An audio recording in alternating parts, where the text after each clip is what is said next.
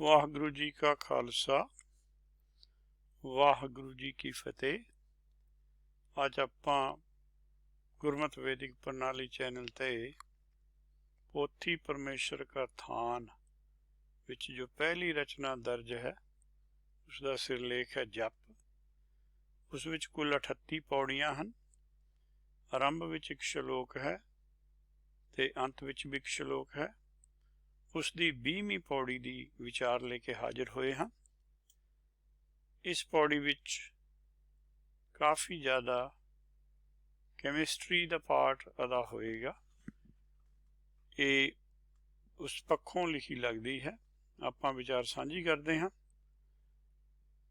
भरीए हथ पैर तन दे। हुण आपां ख्याल रखना है कि भरीए शब्द भरीए लिखिया है, इसकी जो सही प्रोनंसिएशन है वो आपां नूं की करनी चाहिए है। पानी धोता है उतर सखे, मूत पलीती कपड़ होई, दे साबून लईए ओह धोई, भरीए मत पापां कै संगी, ओ धोपै नावै कै रंगी, पुन्नी पापी आखण नाहीं, करी करी करना लिख लै जाओ, आपे बीज आपे ही खाओ, नानक हुक्मी आवो जाओ। ये जो हाहे लिखे हैं, जाहो खाहो हाहो, खाहो तो बाद फिर जाहो है, इन्हां दा जो प्रोनंसिएशन है वो जाओ ही है। पर ये दस रहे हैं कि किसी होर लईए सैकेंड परसन का वर्ब हुंदा, पर वर्ब जिन्ने हैं उन्हां दी आपां मात्रावां बुलाउंदे हाँ। नाउनस दियां आपां नहीं बुलाउंदे पंजाबी च, पर हिंदी विच नाउन की हल्की मात्रा भी बुलाई जा सकती औंकड़ की। पर ये तो वर्ब हैं, ये क्रियावां हैं, इन्हां दी मात्रा आपां नूं बुलानी पेगी। हुण आपां विचार शुरू करते हैं। भरीए हथ पैर तन दे, पानी धोता उतर सखे।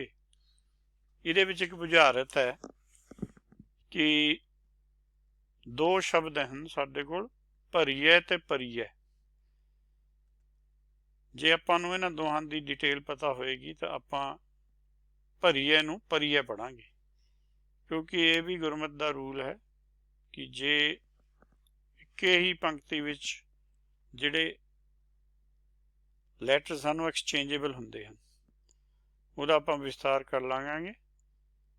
सो जो सही पाठ है होएगा भरीए हथ पैर तन दे, भी हत्थां पैरां ते किहड़े तन दे, जिहड़ा बाहरी तन है या उन्होंने दे कह लो। दे जिहड़ा शब्द है इत्थे वो फैमिनाइन है, तन जिहड़ा है वो मैस्कुलिन है।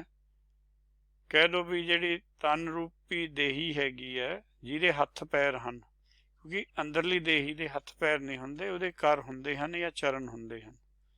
तो ये स्पैसीफिकली फिजिकल देही तो शुरू किया है, क्योंकि हमेशा ही जो आपां है कॉन्क्रीट तो एब्सट्रैक्ट तक जाना हुंदा।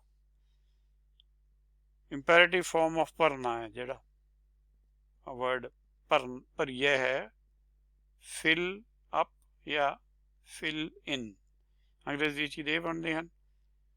Bye washing with water the dust of the besmeared hand feet and other parts of body is removed. इसकी आप एग्जाम्पल भी दी हैगी, फोटो भी बनाई है कि जिहड़ा आम पानी है वो जो डस्ट पई है, जिहड़ी धूड़ पई है, पानी नाल धोण नाल हत्थां पैरां ते शरीर दे होर हिस्सियां या अंगां दी धूड़ दूर हो जाती है। इत्थों गल शुरू हुई है। पर जिहड़ी धूड़ है वो क्या साडे विच भरी हुई है कि भरी हुई है साडे ते, इस गल दी विचार आपां करांगे। इस तरह की इंग्लिश विच होर तरह की रिडल समझो। दी appropriate expression to use with the form is fill in or fill out, even though in and out are opposites. Filling in and filling out both have same meaning. ये उस भाषा का rule है, पर वो सानू एक होर वार्निंग दे रहे हैं। So please don't ask anyone to fill up a form because they will not be able to do it. कहने उन्होंने fill up भरन नूं नहीं कहना, जबकि आप जनरली फिलअप ही कहने हैं। जो सही भाषा है होएगा या फिल इन या fill out. Ask them to fill in a form ਔਰ ਫਿਲ ਆਊਟ ਅ ਫੋਰਮ। ਕਿਉਂਕਿ ਫਿਲਿੰਗ ਦੇ ਅਰਥ ਆਪਾਂ ਦੇਖ ਲੈਂਦੇ ਆ ਜਿਹੜਾ ਨਲਕਾ ਹੈ ਇਹਦੇ ਚੋਂ ਪਹਿਲਾਂ 1 ਨੰਬਰ 'ਚ ਪਾਣੀ ਭਰਿਆ ਜਾਏਗਾ, ਉਹ ਫਿਲ ਅਪ ਹੋ ਜਾਏਗਾ। ਜਦੋਂ ਫਿਲ ਅਪ ਹੋ ਜਾਏਗਾ ਉਸ ਤੋਂ ਬਾਅਦ ਦੂਸਰੇ 'ਚ ਜਾਏਗਾ। ਇਸ ਤਰ੍ਹਾਂ ਆਪਾਂ ਪੈਟਰੋਲ ਜੋ ਹੈ ਉਹ ਇੱਕ ਕੰਟੇਨਰ ਚੋਂ ਜਾਂ ਇੱਕ ਵਸਤੂ ਤੋਂ ਦੂਈ ਵਿੱਚ ਭਰ ਰਹੇ ਹਾਂ। ਸੋ ਇਹਨਾਂ ਦਾ ਫਰਕ ਹੈ ਸ਼ਬਦਾਂ ਦਾ, ਇਹ ਆਪਾਂ ਨੂੰ ਵਿਚਾਰ ਕੇ ਚੱਲਣਾ ਪਏਗਾ। ਹੁਣ ਇੱਕ ਕੈਮਿਸਟਰੀ ਦੀ ਮੈਂ ਗੱਲ ਕਰੀ ਸੀ, ਇਹ ਕੈਮਿਸਟਰੀ ਦਾ ਹੀ ਫਿਨੋਮੀਨਾ ਹੈ। 2 ਵਰਡਸ ਹਨ, ਐਡਜ਼ੋਰਪਸ਼ਨ ਤੇ ਐਬਜ਼ੋਰਪਸ਼ਨ। ਜਿਹੜਾ ਐਡਜ਼ੋਰਪਸ਼ਨ ਹੈ, ਜਿਹੜਾ ਪਹਿਲਾ ਹੈਗਾ, ਉਹ 'ਚ ਪਰਿਆ ਹੈ। Molecules adhere to the surface of the phase. ਜਿਹੜੀ ਧੂਲ ਹੈ ਆਪਣੇ ਪਰ, ਉਹ ਐਡਹੀਅਰ ਕਰਦੀ ਹੈ ਸਿਰਫ ਆਪਣੇ ਸਰਫੇਸ ਤੇ, ਉਹ ਵਿੱਚ ਨਹੀਂ ਜਾਂਦੀ, ਖੂਨ 'ਚ ਨਹੀਂ ਰਲਦੀ, ਜਾ ਕੇ ਹੱਥ ਦੇ ਉੱਪਰ ਪਈ ਹੁੰਦੀ ਹੈ ਤੇ ਆਪਾਂ ਉਹਨੂੰ ਧੋ ਕੇ ਦੂਰ ਕਰ ਸਕਦੇ ਹਾਂ। ਦੂਸਰਾ ਹੁੰਦਾ ਭਰੀਏ। Molecules are drawn into the bulk of the phase. ਜਿਵੇਂ ਬੈਲੂਨ 'ਚ ਹਵਾ ਭਰੀ ਦੀ ਹੈ, ਉਹਦਾ ਹੋਰ ਐਗਜ਼ਾਮਪਲ ਲੈ ਲਾਂਗੇ। ਸੋ ਗੱਲ ਉੱਥੇ ਭਰੀਏ ਦੀ ਹੈ ਕਿ ਜਿਹੜੀ ਧੂਲ ਆਪਣੇ ਹੱਥਾਂ ਦੇ ਜਮਾ ਹੀ ਉੱਪਰਲੇ ਹਿੱਸੇ ਤੇ ਪਈ ਹੈ, ਉਹਨੂੰ ਆਪਾਂ ਪਾਣੀ ਨਾਲ ਧੋ ਸਕਦੇ ਹਾਂ। ਭਰੀਏ ਜੋ ਹੈ ਉਹ ਲਿਖਿਆ ਭਰੀਏ ਜ਼ਰੂਰ ਹੈ, ਪਰ ਪੜ੍ਹਨਾ ਉਹਨੂੰ, ਉਹਦੀ ਸੈਂਸ ਨਹੀਂ ਬਣਦੀ ਭਰੀਏ ਨਾਲ। ਹੋਰ ਵੀ ਸ਼ਬਦ ਹਨ ਜਿਹਨਾਂ ਵਿੱਚ ਆਪਾਂ ਨੂੰ ਸੈਂਸ ਬਣਾਉਣ ਲਈ, ਕਿਉਂਕਿ ਇਹ ਰੂਲ ਹੈ ਗੁਰਬਾਣੀ 'ਚ, ਉਹ ਅੱਖਰ ਨੂੰ ਉਵੇਂ ਪੜ੍ਹਨਾ ਪੈਂਦਾ, ਚਾਹੇ ਲਿਖਿਆ ਹੋਇਆ ਕਿਵੇਂ ਹੈ। ਉਹ ਸਾਡਾ ਬੇਸਿਕਲੀ ਰੂਲ ਦਾ ਟੈਸਟ ਹੋ ਰਿਹਾ। ਸੋ ਆਪਾਂ ਪੜ੍ਹਾਂਗੇ ਭਰੀਏ ਹੱਥ ਪੈਰ ਧੰਦੇ। ਇੱਕ ਹੋਰ ਐਗਜ਼ਾਮਪਲ ਲੈ ਲੈਂਦੇ ਆ। ਭਰੀਏ ਪਹਿਨਣਾ ਟੂ ਪੁਟ ਔਨ, ਭਰੀਏ ਭਰਨਾ ਟੂ ਫਿਲ ਅਪ। ਸੋ ਉਹ ਉੱਪਰੇ ਉੱਪਰ ਹੈ, ਭਰਨਾ ਕਿਸੇ ਚੀਜ਼ ਵਿੱਚ ਭਰਨਾ ਹੁੰਦਾ। ਸੋ ਆਪਾਂ ਤਾਂ ਹੀ ਇਹਨੂੰ ਦੁਬਾਰਾ ਕਰ ਰਹੇ ਹਾਂ ਤਾਂ ਕਿ ਆਪਾਂ ਨੂੰ ਕਨਸੈਪਟ ਕਲੀਅਰ ਹੋ ਜਾਵੇ। ਚਾਹੇ ਲਿਖਿਆ ਭੱਬੇ ਨਾਲ ਹੈ, ਪਰ ਉਹਦਾ ਜੋ ਪ੍ਰੋਨਾਂਸੀਏਸ਼ਨ ਭਰੀਏ ਕਰਾਂਗੇ ਔਰ ਉਹਨੂੰ ਉਵੇਂ ਸਮਝਾਂਗੇ ਤਾਂ ਸਾਨੂੰ ਗੁਰਮਤਿ ਦੇ ਜਿਹੜੇ ਅਰਥ ਹੈ ਉਹ ਡੀਪ ਲੈਵਲ 'ਤੇ ਸਮਝ ਆਉਣਗੇ। ਹੁਣ ਭਰੀਏ ਹੱਥ ਪੈਰ ਤਨ ਦੇ, ਇਹ ਹੱਥਾਂ ਪਰ ਧੂੜ ਪਈ ਹੈ, ਉਸ ਤਰ੍ਹਾਂ ਹੀ ਧੂੜ ਕਿਸੇ ਹੋਰ ਆਬਜੈਕਟ 'ਤੇ ਪਈ ਹੈ, ਉਹਨੂੰ ਆਪਾਂ ਚਾਹੇ ਤਾਂ ਡਸਟ ਕਰ ਦਈਏ, ਚਾਹੇ ਉਹਨੂੰ ਸਿੰਪਲ ਵਾਸ਼ ਕਰ ਦਈਏ। ਇਹ ਪਹਿਲਾ ਪ੍ਰਕਰਨ ਬਣਾਉਣ ਲਈ ਉਹਨਾਂ ਨੇ ਇੱਕ ਐਗਜ਼ਾਮਪਲ ਲਿਆ। ਹੁਣ ਗੁਰਮਤਿ ਵਿੱਚ ਭਰੀਏ ਸ਼ਬਦ ਹੋਰ ਜਗ੍ਹਾ ਵੀ ਆਉਂਦਾ। ਸਾਧ ਸੰਗਤ ਕੀ ਸ਼ਰਨੀ ਭਰੀਏ, ਚਰਨ ਰੇਨ ਮਨ ਬਾਂਛੈ। ਭਰੀਏ ਦਾ ਮਤਲਬ ਪੈਣਾ ਚਾਹੀਦਾ ਹੈ। ਇਹ ਫਿਜ਼ੀਕਲ, ਇਹ ਮੈਟਾਫਿਜ਼ੀਕਲ ਚੀਜ਼ ਹੈ, ਪਰ ਪੈਣਾ ਚਾਹੀਦਾ ਇਹਦੇ ਅਰਥ ਬਣਦੇ, ਭਰਨਾ ਚਾਹੀਦਾ ਨਹੀਂ ਬਣਦੇ। ਨਿੰਦਕ ਐਸੇ ਹੀ ਝਰ ਭਰੀਏ। ਜੇ ਹੱਥਾਂ ਨੂੰ, ਆਪਣੇ ਹੱਥ ਨੂੰ ਧੂੜ ਲੱਗੀ ਹੋਵੇ, ਆਪਾਂ ਕਲੈਪ ਵੀ ਕਰ ਦਈਏ, ਉਸ ਤਰ੍ਹਾਂ ਦੇ ਵੀ ਨਿੰਦਕ ਜਿਹੜੇ ਹੈ ਉਹ ਹੇਠਾਂ ਡਿੱਗ ਪੈਂਦੇ ਹਨ। ਉਹ ਜਿਵੇਂ ਇਨਰਸ਼ੀਆ ਦੇ ਲੋਅ ਨਾਲ ਥੱਲੇ ਗਿਰ ਜਾਂਦੀ ਹੈ, ਨਿੰਦਕਾਂ ਦੀ ਵੀ ਝਾੜ ਭਰੀਏ, ਝੜ ਜਾਂਦੇ ਨੇ। ਸੋ ਜੋ ਝੜਨਾ ਹੈ ਉਹ ਭਰੀਏ ਦੀ ਸੈਂਸ 'ਚ ਆਉਂਦਾ। ਆਪ ਤਿਆਗ ਭਰੀਏ ਨਿਤ ਸਰਨੀ, ਗੁਰ ਤੇ ਪਾਈਏ ਇਹ ਨਿਧਾਨ। ਆਪਾਂ ਆਪਣਾ ਆਪ ਤਿਆਗ ਕੇ, ਜੋ ਮਨ ਨੇ ਆਪਣੀ ਹਉਮੈ ਹੈ, ਜਦ ਤਾਈਂ ਹਉਮੈ ਨਹੀਂ ਤਿਆਗਦਾ, ਆਪਣਾਪਨ ਨਹੀਂ ਤਿਆਗਦਾ, ਜਦ ਤੱਕ ਸਰਨੀ ਨਹੀਂ ਪੈ ਸਕਦਾ। ਇਹ ਤਰੀਕਾ ਹੈ, ਤਾਂ ਸਰਨੀ ਭਰੀਦਾ ਜਾ ਕੇ, ਤਾਂ ਸਰਨੀ ਪਈਦਾ।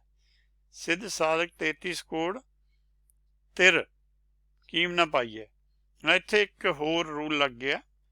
ਇੱਥੇ ਅਖੀਰੀ ਜਿਹੜਾ ਅੱਖਰ ਹੈਗਾ, ਸੈਕਿੰਡ ਵਰਡ ਹੈ, ਜਿਹੜਾ ਲੈਟਰ ਹੈ, ਉਹ ਚੇਂਜ ਹੋ ਗਿਆ। ਇਹ ਆਪਾਂ ਹੋਰ ਵੀ ਇਹਦੇ ਐਗਜ਼ਾਮਪਲ ਲੈ ਲਾਂਗੇ। ਸਿੱਧ ਸਾਧਕ 33 ਕੋਰ। ਹੁਣ ਕੋਰ ਸ਼ਬਦ ਵੀ ਕਿਤੇ ਹੋਰ ਨਹੀਂ ਆਉਂਦਾ, ਇਹ ਕਰੋੜ ਦੀ ਸੈਂਸ 'ਚ ਆਉਂਦਾ। ਆਪਣੀ ਗਿਣਤੀ 'ਚ ਲੱਖ ਔਰ ਕਰੋੜ ਆਪਾਂ ਗਿਣਦੇ ਹਾਂ। ਤਿਰ ਦਾ ਅਸਲੀ ਅਰਥ ਹੈ ਤਿਲ ਕੀਮ ਨਾ ਭਰੀਏ। ਜੇ ਤਿਲ ਕੀਮ ਨਾ ਭਰੀਏ ਤਾਂ ਇਹਦਾ ਆਪਾਂ ਨੂੰ ਅਰਥ ਮਿਲ ਜਾਂਦਾ। ਉਹ ਸਿਰਫ ਉਹ ਚੈੱਕ ਕਰਦੇ ਆ ਉਸ ਸਮੇਂ ਦਾ ਇਹ ਰੂਲ ਸੀ, ਜਿਹੜਾ ਆਪਾਂ ਬਿਲਕੁਲ ਨਹੀਂ ਜਾਣਦੇ, ਤਾਂ ਹੀ ਆਪਾਂ ਉਹਨੂੰ ਸਹੀ ਵੀ ਨਹੀਂ ਪੜ੍ਹ ਸਕਦੇ। ਇਹ ਚੀਜ਼ਾਂ ਆਪਾਂ ਨੂੰ ਰਿਵਾਈਵ ਕਰਨ ਦੀ ਲੋੜ ਹੈ। ਸੋ ਪਦਾਰਥ ਹੈ ਤਿਰ ਦਾ ਮਤਲਬ ਤਿਲ ਮਾਤਰ, ਰੱਤਾ ਵੀ ਭਰੀਏ ਪਾਈ ਨਹੀਂ ਜਾ ਸਕਦੀ। ਸੋ ਇੱਥੇ ਆਪਾਂ ਨੂੰ ਇੱਕ ਹੋਰ ਰੂਲ ਵੀ ਕਲੀਅਰ ਹੋ ਗਿਆ ਵੀ ਲੱਲਾ ਵੀ ਰਾਰੇ ਦੇ ਨਾਲ ਐਕਸਚੇਂਜੇਬਲ ਹੈਗਾ ਅਖੀਰ ਵਿੱਚ, ਤੇ ਪੱਪਾ ਤੇ ਭੱਬਾ ਪਹਿਲੇ ਜਿਹੜਾ ਇਨੀਸ਼ੀਅਲ ਆਪਣਾ ਲੈਟਰ ਹੈ ਉਹਦੇ 'ਚ ਐਕਸਚੇਂਜੇਬਲ ਹਨ। ਇੱਕ ਹੋਰ ਸ਼ਬਦ ਹੈ ਭਗਤ ਰਵਿਦਾਸ ਜੀ ਦਾ, ਕੂਪ ਭਰਿਓ। ਲਿਖਿਆ ਹੋਇਆ ਹੈ, ਪਰ ਉਹਨਾਂ ਨੇ ਸਾਡਾ ਟੈਸਟ ਲਿਆ ਜਾਂ ਉਸ ਸਮੇਂ ਦਾ ਰੂਲ ਦਾ ਸਾਨੂੰ ਗਿਆਨ ਜੇ ਹੋਏਗਾ, ਆਪਾਂ ਉਹਨੂੰ ਪੜ੍ਹਾਂਗੇ। ਕੂਪ ਭਰਿਓ ਜੈਸੇ ਦਾਦਰਾ, कछ देश विदेश न बूझ, ऐसा ऐसे मेरा मन विख्या विमोहिया, कछु आरा पार न सूझ। ਹੁਣ ਜਿਹੜਾ ਕਨਸੈਪਟ ਹੈ ਆਪਾਂ ਉਹ ਸਮਝਦੇ ਹਾਂ ਕਿ ਪ੍ਰੋਫੈਸਰ ਸਾਹਿਬ ਸਿੰਘ ਜੀ ਨੇ ਇਹਨਾਂ ਨੂੰ ਲਿਖਤਾ ਜਿਵੇਂ ਕੋਈ ਖੂਹ ਡੱਡੂਆਂ ਨਾਲ ਭਰਿਆ ਹੋਇਆ ਹੋਵੇ, ਪਰ ਦਾਦਰਾ ਦਾ ਅਰਥ ਪਲੂਰਲ ਨਹੀਂ ਹੈ। ਜਦੋਂ ਆਪਾਂ ਇੰਗਲਿਸ਼ ਦੇ ਜਿਹੜੇ ਦੋ ਅਰਥ ਹੈ ਮਨਮੋਹਨ ਸਿੰਘ ਜੀ ਦੇ ਉੱਪਰ ਲਿਖੇ ਹੈ as a frog in the well, ਉਹਨਾਂ ਨੇ ਫਰੋਗਸ ਨਹੀਂ ਲਿਖਿਆ। Full of water has no knowledge or native and on native and foreign lands. ਉਸ ਤਰ੍ਹਾਂ ਹੀ ਇਹ ਜਿਹੜੇ ਥੱਲੇ ਹੈ ਸੰਤ ਸਿੰਘ ਜੀ ਦੇ ਕੀਤੇ ਹੋਏ ਨੇ, ਉਹਨਾਂ ਨੇ ਕਨਸੈਪਟ ਸਮਝ ਲਿਆ। The frog in the deep well knows nothing of its own country and other lands. ਕਹਿਣ ਦਾ ਭਾਵ ਉਹ ਡੱਡੂ ਹੀ ਹੈ, ਡੱਡੂਆਂ ਦੀ ਗੱਲ ਨਹੀਂ ਹੈ। ਔਰ ਪਰਿਓ ਦਾ ਅਰਥ ਵੀ ਆਪਾਂ ਡਿਟੇਲ 'ਚ ਡਿਸਕਸ ਕਰ ਲੈਂਦੇ ਹਾਂ ਵੀ ਉਹ ਭਰਿਆ ਹੋਇਆ ਕਿ ਕੋਈ ਡੱਡੂ ਉਹਦੇ 'ਚ ਪਿਆ, ਆਪਣੇ ਅਰਥ ਬਦਲ ਜਾਂਦੇ ਨੇ। ਸੋ ਪ੍ਰੋਫੈਸਰ ਸਾਹਿਬ ਸਿੰਘ ਜੀ ਨੇ ਇੱਥੇ ਕਾਫੀ ਟਪਲਾ ਖਾਧਾ ਹੋਇਆ। ਆਪਾਂ ਪੜ੍ਹਾਂਗੇ ਇਸ ਤਰ੍ਹਾਂ, ਕਾਂਸੀ ਨਾਭਾ ਜੀ ਤੋਂ ਵੀ ਅਗਵਾਈ ਲੈਂਦੇ ਹਾਂ। ਕੂਪ ਪਰਿਓ ਜੈਸੇ ਦਾਦਰਾ, ਅਰਥ ਜਿਵੇਂ ਕੋਈ ਡੱਡੂ ਖੂਹ ਵਿੱਚ ਪਿਆ ਹੋਵੇ। ਇਹ ਸਹੀ ਅਰਥ ਬਣਦੇ। ਇੱਕ ਡੱਡੂ ਹੈ ਖੂਹ ਦੇ ਵਿੱਚ ਪਿਆ ਹੈ। ਪੜਿਆ ਦਾ ਉਹ ਅਰਥ ਦੱਸਦੇ ਪਿਆ ਜਾਂ ਆਹਰ ਹਰਜਿਓ ਪਰਿਆ। ਉਡਾੜਾ ਹੁਣ ਤੁਸੀਂ ਦੇਖੋ ਵਿਚਾਲੇ ਚੇਂਜ ਹੋ ਗਿਆ। ਉਡਾੜਾ ਉਸ ਸਮੇਂ ਵਰਤਿਆ ਨਹੀਂ ਸੀ ਜਾਂਦਾ ਪੁਰਾਣੀ ਭਾਸ਼ਾ 'ਚ। ਕਬੀਰ ਜੀ ਦੀ 52 ਅੱਖਰੀ 'ਚ ਉਡਾੜੇ ਸ਼ਬਦ ਦਾ ਉਪਦੇਸ਼ ਹੀ ਨਹੀਂ ਹੈ। ਉਹਨੂੰ ਰਾਰਾ ਹੀ ਲਿਖਿਆ ਜਾਂਦਾ ਸੀ, ਕਿਉਂਕਿ ਯਈਆ ਰਾਰਾ ਜਿਹੜਾ ਹੈਗਾ ਲੱਲਾ ਇਹ ਇੱਕੇ ਲਾਈਨ 'ਚ ਆਉਂਦੇ ਆ। ਵਾਵਾ ਡਾੜਾ ਇਹ ਆਪਸ 'ਚ ਐਕਸਚੇਂਜੇਬਲ ਹੈ। ਜਿੱਥੇ ਡਾੜਾ ਨਹੀਂ ਲਿਖ ਸਕੇ ਉੱਥੇ ਉਹਨੂੰ ਐਕਸਚੇਂਜ ਕਰਤਾ ਰਾਰੇ ਨਾਲ। ਸੋ ਉੱਥੇ ਪਰਿਆ ਦਾ ਭਾਵ ਪੜਿਆ ਹੈ ਵੈਸੇ, ਜਾਂ ਆਹਰ ਹਰਜਿਓ ਪੜਿਆ, ਪਰ ਲਿਖਿਆ ਹੋਇਆ ਕੀ ਹੈ ਪਰਿਆ। ਸੋ ਇਹ ਸਾਡੀ ਭਾਸ਼ਾ ਦੀ ਜੋ ਆਪਣੀ ਸੁੰਦਰਤਾ ਕਹੋ, ਆਪਣੀ ਵਿਲੱਖਣਤਾ ਕਹੋ, ਇਸ ਦਾ ਸਾਨੂੰ ਗਿਆਨ ਹੋਣਾ ਬਹੁਤ ਜ਼ਰੂਰੀ ਹੈ ਜੇ ਅਸੀਂ ਸਮਝਦੇ ਹਾਂ ਵੀ ਅਰਥ ਕਰੀਏ। ਹੁਣ ਇੱਕ ਜਿਹੜਾ ਵਰਡ ਉਡਾੜੇ ਨਾਲ ਹੈਗਾ ਉਹ ਪੰਚਮ ਪਾਤਸ਼ਾਹ ਨੇ ਲਿਖਿਆ, ਕਿਉਂਕਿ ਉਹਨਾਂ ਦੇ ਸਮੇਂ ਤੱਕ ਤਾਂ ਉਡਾੜਾ ਸੀਗਾ ਹੀ, ਗੁਰੂ ਨਾਨਕ ਜੀ ਨੇ ਉਡਾੜਾ ਵਰਤ ਲਿਆ। ਤੇ ਪਾਠ ਪੜ੍ਹਿਓ, ਇਹ ਹੁਣ ਪੜ੍ਹਿਓ ਕੀ ਹੈ, ਅਰਵੇਦ ਵਿਚਾਰਿਓ। ਪੜ੍ਹਿਓ ਪੜ੍ਹਿਆ ਕਈਆਂ ਨੇ ਰੀਡਿੰਗ ਦੀ ਸੈਂਸ 'ਚ ਆਉਂਦਾ। ਸੋ ਆਪਾਂ ਨੂੰ ਪੜ੍ਹਿਓ ਪੜ੍ਹਿਓ ਔਰ ਇਹਨਾਂ ਤਿੰਨਾਂ ਵਰਡਸ ਦਾ ਆਪਸ ਵਿੱਚ ਰਿਲੇਸ਼ਨਸ਼ਿਪ ਪਤਾ ਲੱਗ ਰਿਹਾ ਵੀ ਜਦੋਂ ਪੜ੍ਹਿਓ ਲਿਖਦੇ ਹਾਂ ਉਹ ਰੀਡਿੰਗ ਲਈ ਲਿਖਦੇ ਹਾਂ, ਉਹਦੇ ਪੈਰ 'ਚ ਛੋਟਾ ਹਾਹਾ ਹੈ ਉਹ ਮਿਸਿੰਗ ਹੈ। ਸੋ ਉਹਨੂੰ ਪੜ੍ਹਿਆ ਹੀ ਲਿਖਾਂਗੇ। ਪਾਠ ਪੜ੍ਹਿਓ ਤੇ ਕੂਪ ਭਰਿਓ। ਹੁਣ ਇੱਥੇ ਗਿਆਨੀ ਆਪਣੇ ਹਰਬੰਸ ਸਿੰਘ ਜੀ ਨੇ ਵੀ ਕਿਹਾ ਹੈ ਇਸੇ ਵਾਸਤੇ, ਜਿਵੇਂ ਪਾਣੀ ਦੇ ਭਰੇ ਹੋਏ ਖੂਹ ਵਿੱਚ ਪਏ ਹੋਏ ਡੱਡੂ ਆਪਣੇ ਦੇਸ਼ ਜਾਂ ਪ੍ਰਦੇਸ਼ ਨੂੰ ਨਹੀਂ ਜਾਣਦੇ, ਇਹਨਾਂ ਦੇ ਵੀ ਅਰਥ ਠੀਕ ਹੈ। ਸਿਰਫ ਪ੍ਰੋਫੈਸਰ ਸਾਹਿਬ ਸਿੰਘ ਜੀ ਨੂੰ ਇਹੀ ਇੱਥੇ ਭੁਲੇਖਾ ਲੱਗਿਆ ਹੋਇਆ। ਸੋ ਪੜ੍ਹਨਾ ਆਪਾਂ ਹੈਗਾ ਇਹ ਵੀ ਕਹਿੰਦੇ ਆ ਭਰੇ ਹੋਏ ਖੂਹ ਵਿੱਚ ਡੱਡੂ। ਸੋ ਉਹ ਭਰਿਓ ਨਹੀਂ ਹੈਗਾ, ਭਰਿਓ ਹੈਗਾ, ਉਹਦੇ 'ਚੋਂ ਪਿਆ ਹੈਗਾ। ਇਹਦਾ ਆਪਾਂ ਹੋਰ ਡਿਟੇਲ ਕਰ ਲੈਂਦੇ ਹਾਂ ਜਦੋਂ ਆਪਾਂ ਪੜ੍ਹਾਂਗੇ। ਕੂਪ ਭਰਿਓ ਜੈਸੇ ਦਾਦਰਾ, ਆਹ ਜਿਹੜਾ ਆਪਾਂ ਲੈਫਟ ਸਾਈਡ ਬਣਾ ਇੱਕ ਖੂਹ ਦੇ ਵਿੱਚ ਇੱਕ ਡੱਡੂ ਬੈਠਾ ਹੈ, ਜਦ ਕਿ ਪ੍ਰੋਫੈਸਰ ਸਾਹਿਬ ਸਿੰਘ ਕਹਿੰਦੇ ਵੀ ਡੱਡੂਆਂ ਦਾ ਖੂਹ ਭਰਿਆ ਹੋਇਆ, ਉਹ ਨਹੀਂ ਬਣਦਾ। ਇਹਦਾ ਅਰਥ ਇੱਕ ਡੱਡੂ ਹੈ ਕੋਈ, ਹਰੇਕ ਦੀ ਗੱਲ ਹੈ, ਹਰੇਕ ਤ੍ਰਿਕੁਟੀ 'ਚ ਕੂਪ ਤ੍ਰਿਕੁਟੀ ਨੂੰ ਕਹਿੰਦੇ ਆ। ਉਹ ਆਪਾਂ ਦਾਦਰੇ ਕੋਈ ਡੱਡੂ ਨਹੀਂ ਹੈ। ਆਏ ਜੀਵ ਦੀ ਹਾਲਤ ਦੱਸੀ ਹੈ, ਜੀਵ ਨੂੰ ਸਮਝਾਇਆ ਵੀ ਇਸ ਹਾਲਤ ਤੋਂ ਤੁਸੀਂ ਬਚੋ। ਤੇ ਜਿਹੜੀ ਮੇਨ ਪੰਕਤੀ ਸੀ ਆਪਾਂ ਕਰ ਰਹੇ ਸੀਗੇ ਉਹਦੇ 'ਚੋਂ ਆਪਾਂ ਹੁਣ ਇਹ ਦੇਖਾਂਗੇ ਕਿ ਭਰੀਏ ਸ਼ਬਦ ਦਾ ਅਰਥ ਹੁੰਦਾ ਭਰੀਏ, ਜਿੱਥੇ ਕੰਟੈਕਸਟ ਬਣਦਾ ਉੱਥੇ ਉਹਨੂੰ ਭਰੀਏ ਪੜ੍ਹਿਆ ਜਾਣਾ ਚਾਹੀਦਾ, ਅਰਥ ਆਉਣਾ ਵੀ ਭਰੀਏ ਚਾਹੀਦਾ। ਭਰਿਓ ਦਾ ਭਰਿਓ ਬਣ ਜਾਂਦਾ। ਤਿਰ ਸ਼ਬਦ ਦਾ ਲਿਖਿਆ ਹੋਇਆ ਹੈਗਾ ਤੇ ਲੱਲੇ ਨਾਲ ਐਕਸਚੇਂਜੇਬਲ ਹੈ, ਅਰਥ ਕਰਨ ਲਈ ਪੜ੍ਹਨ ਲਈ ਵੀ ਤਿਲ ਠੀਕ ਹੈ। ਐਵੇਂ ਘਰੀ ਸ਼ਬਦ ਹੈ ਜਿਹਦਾ ਮਤਲਬ ਹਾਊਸ ਹੁੰਦਾ ਜਾਂ ਘਰੀ ਪੜ੍ਹਾਂਗੇ ਹਾਊਸਿਸ ਹੁੰਦਾ, ਪਰ ਜਿਹੜਾ ਉੱਥੇ ਕੰਟੈਕਸਟ ਹੈ ਘੜੀ ਘੜੀ ਕਾ ਲੇਖਾ ਮੰਗਿਆ, ਉਹ ਜਿਹੜੀਆਂ ਉਹ ਟਾਈਮ ਦੀ ਗੱਲ ਹੈ, ਉਹ ਹਾਊਸ ਦੀ ਗੱਲ ਨਹੀਂ ਹੈ, ਉਹ ਘੜੀ ਆਏਗਾ। ਇਸ ਤਰ੍ਹਾਂ ਹੀ ਉਮਰ ਦੀ ਜਗ੍ਹਾ ਉਮੜ ਆਏਗਾ। ਸੂਰੀ ਸ਼ਬਦ ਲਿਖਿਆ ਹੈ, ਸੂਰੀ ਤਾਂ ਸੂਰ ਦੀ ਫੀਮੇਲ ਨੂੰ ਕਹਿੰਦੇ ਆ, ਪਰ ਉੱਥੇ ਅਰਥ ਬਣਦਾ ਸੂਲੀ ਉੱਪਰ ਖੇਡਣਾ, ਵੀ ਜਿਹੜਾ ਸੂਲੀ 'ਤੇ ਖੇਡਣਾ ਹੈ, ਜਿਹੜਾ ਕ੍ਰੋਸ ਹੁੰਦਾ। ਇਸ ਤਰ੍ਹਾਂ ਹੀ ਫਰੀਜੀ ਦਾ ਸ਼ਲੋਕ ਹੈ, ਜੋ ਜੋ ਬੰਜੇ ਡੀਹੜਾ ਸੋ ਉਮਰ ਲਿਖਿਆ, ਪਰ ਉਹਦਾ ਅਰਥ ਉਮੜ ਬਣਦਾ। ਡੀੜਾ ਦਾ ਅਰਥ ਹਿਰਦਾ ਹੁੰਦਾ, ਜਿਹੜਾ ਹਿਰਦੇ ਦੇ ਰਸਤੇ ਆਉਂਦਾ ਹੈਗਾ ਉਹ ਹਰੀ ਨੂੰ ਉਮੜ ਕੇ ਲੈ ਲੈਂਦਾ ਹੈਗਾ। ਇਹ ਇਹਦੇ ਅਰਥ ਬਣਦੇ ਨੇ। ਇਹ ਜੋ ਪਰਿਆ ਤੇ ਭਰਿਆ ਦਾ ਨੇਮ ਹੈ, ਇਸ ਤੋਂ ਪਹਿਲਾਂ ਕਬੀਰ ਜੀ ਨੇ ਵੀ ਸਾਨੂੰ ਇੱਕ ਸ਼ਲੋਕ ਦੇ ਵਿੱਚ ਇਹ ਦ੍ਰਿੜ ਕਰਵਾਇਆ ਹੋਇਆ ਜੀ। ਕਬੀਰ ਖੇ ਹੋਈ ਤੋ ਕਿਆ ਭਇਆ, ਜੋ ਉਡ ਲਾਗੇ ਅੰਗ। ਇਹਦੇ ਅਰਥ ਸਹੀ ਹੋਏ ਹਨ। ਹੈ ਕਬੀਰ, ਖੇ ਵਾਂਗ ਬਣਿਆ ਵੀ ਅਜੇ ਕਸਰ ਰਹਿ ਜਾਂਦੀ ਹੈ। ਖੇ ਪੈਰਾਂ ਨਾਲ ਉੜ ਕੇ ਰਾਹੀਆਂ ਦੇ ਅੰਗਾਂ ਉੱਤੇ ਪੈਂਦੀ ਹੈ। ਸੋ ਇਹ ਸੈਂਸ 'ਚ ਹੈ, ਖੇ ਹਮੇਸ਼ਾ ਅੰਗ ਤੇ ਪੈਂਦੀ ਹੈ, ਅੰਗਾਂ ਨੂੰ ਭਰਦੀ ਨਹੀਂ ਹੈ। ਇਹ ਆਪਾਂ ਕਨਸੈਪਟ ਬਾਰ-ਬਾਰ ਡਿਸਕਸ ਕਰ ਰਹੇ ਹਾਂ ਕਿ ਪਰਿਯੈ ਹੀ ਪੜਾਂਗੇ, ਉਹ ਲੈਂਗੁਏਜ ਦਾ ਰੂਲ ਅਸੀਂ ਯਾਦ ਰੱਖਾਂਗੇ।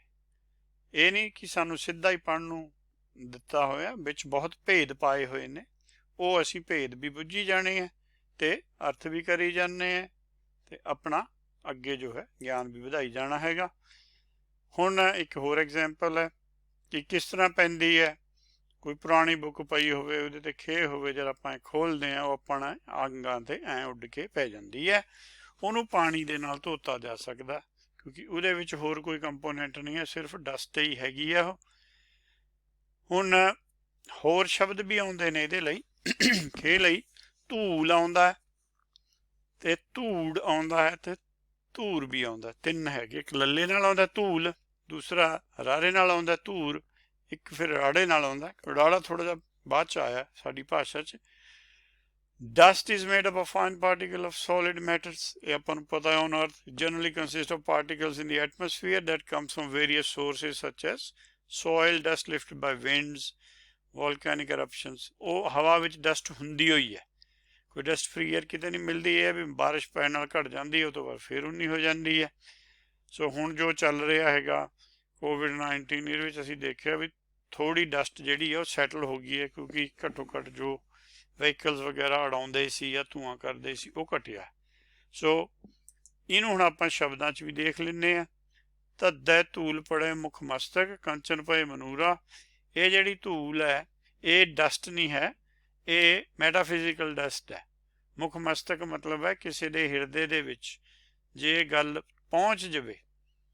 ਇਹ ਧੱਦੇ ਤੋਂ ਉਪਦੇਸ਼ ਹੈਗਾ ਰਾਮਕਲੀ ਦੱਖਣੀ ਵਿੱਚ, ਉਹਦੇ ਵਿੱਚ ਵੀ ਅੱਖਰਾਂ ਨਾਲ ਉਪਦੇਸ਼ ਹੈਗਾ ਉਸ ਬਾਣੀ ਵਿੱਚ, ਵੀ ਕਦੇ ਕਿਸੇ ਦੇ ਹਿਰਦੇ 'ਚ ਪੈ ਜਾਵੇ ਮੁੱਖ ਮਸਤਕ ਤੇ ਉਹ ਜਿਹੜਾ ਹਿਰਦਾ ਹੈਗਾ ਫਿਰ ਵਿਚਾਰ ਕਰਕੇ ਕੰਚਨ ਭਾਈ ਮਨੂਰਾ, ਜਿਹੜਾ ਮਨ ਹੈ ਉਹ ਮਨੂਰਾ ਜਿਹੜਾ ਸੀਗਾ ਉਹ ਬਿਲਕੁਲ ਯੂਜ਼ਲੈਸ ਹੁੰਦਾ ਹੈ, ਉਦੋਂ ਕੰਚਨ ਵਾਲੀ ਅਵਸਥਾ ਇੱਥੇ ਭਏ ਹੈ, ਹੋ ਜਾਂਦਾ ਹੈ।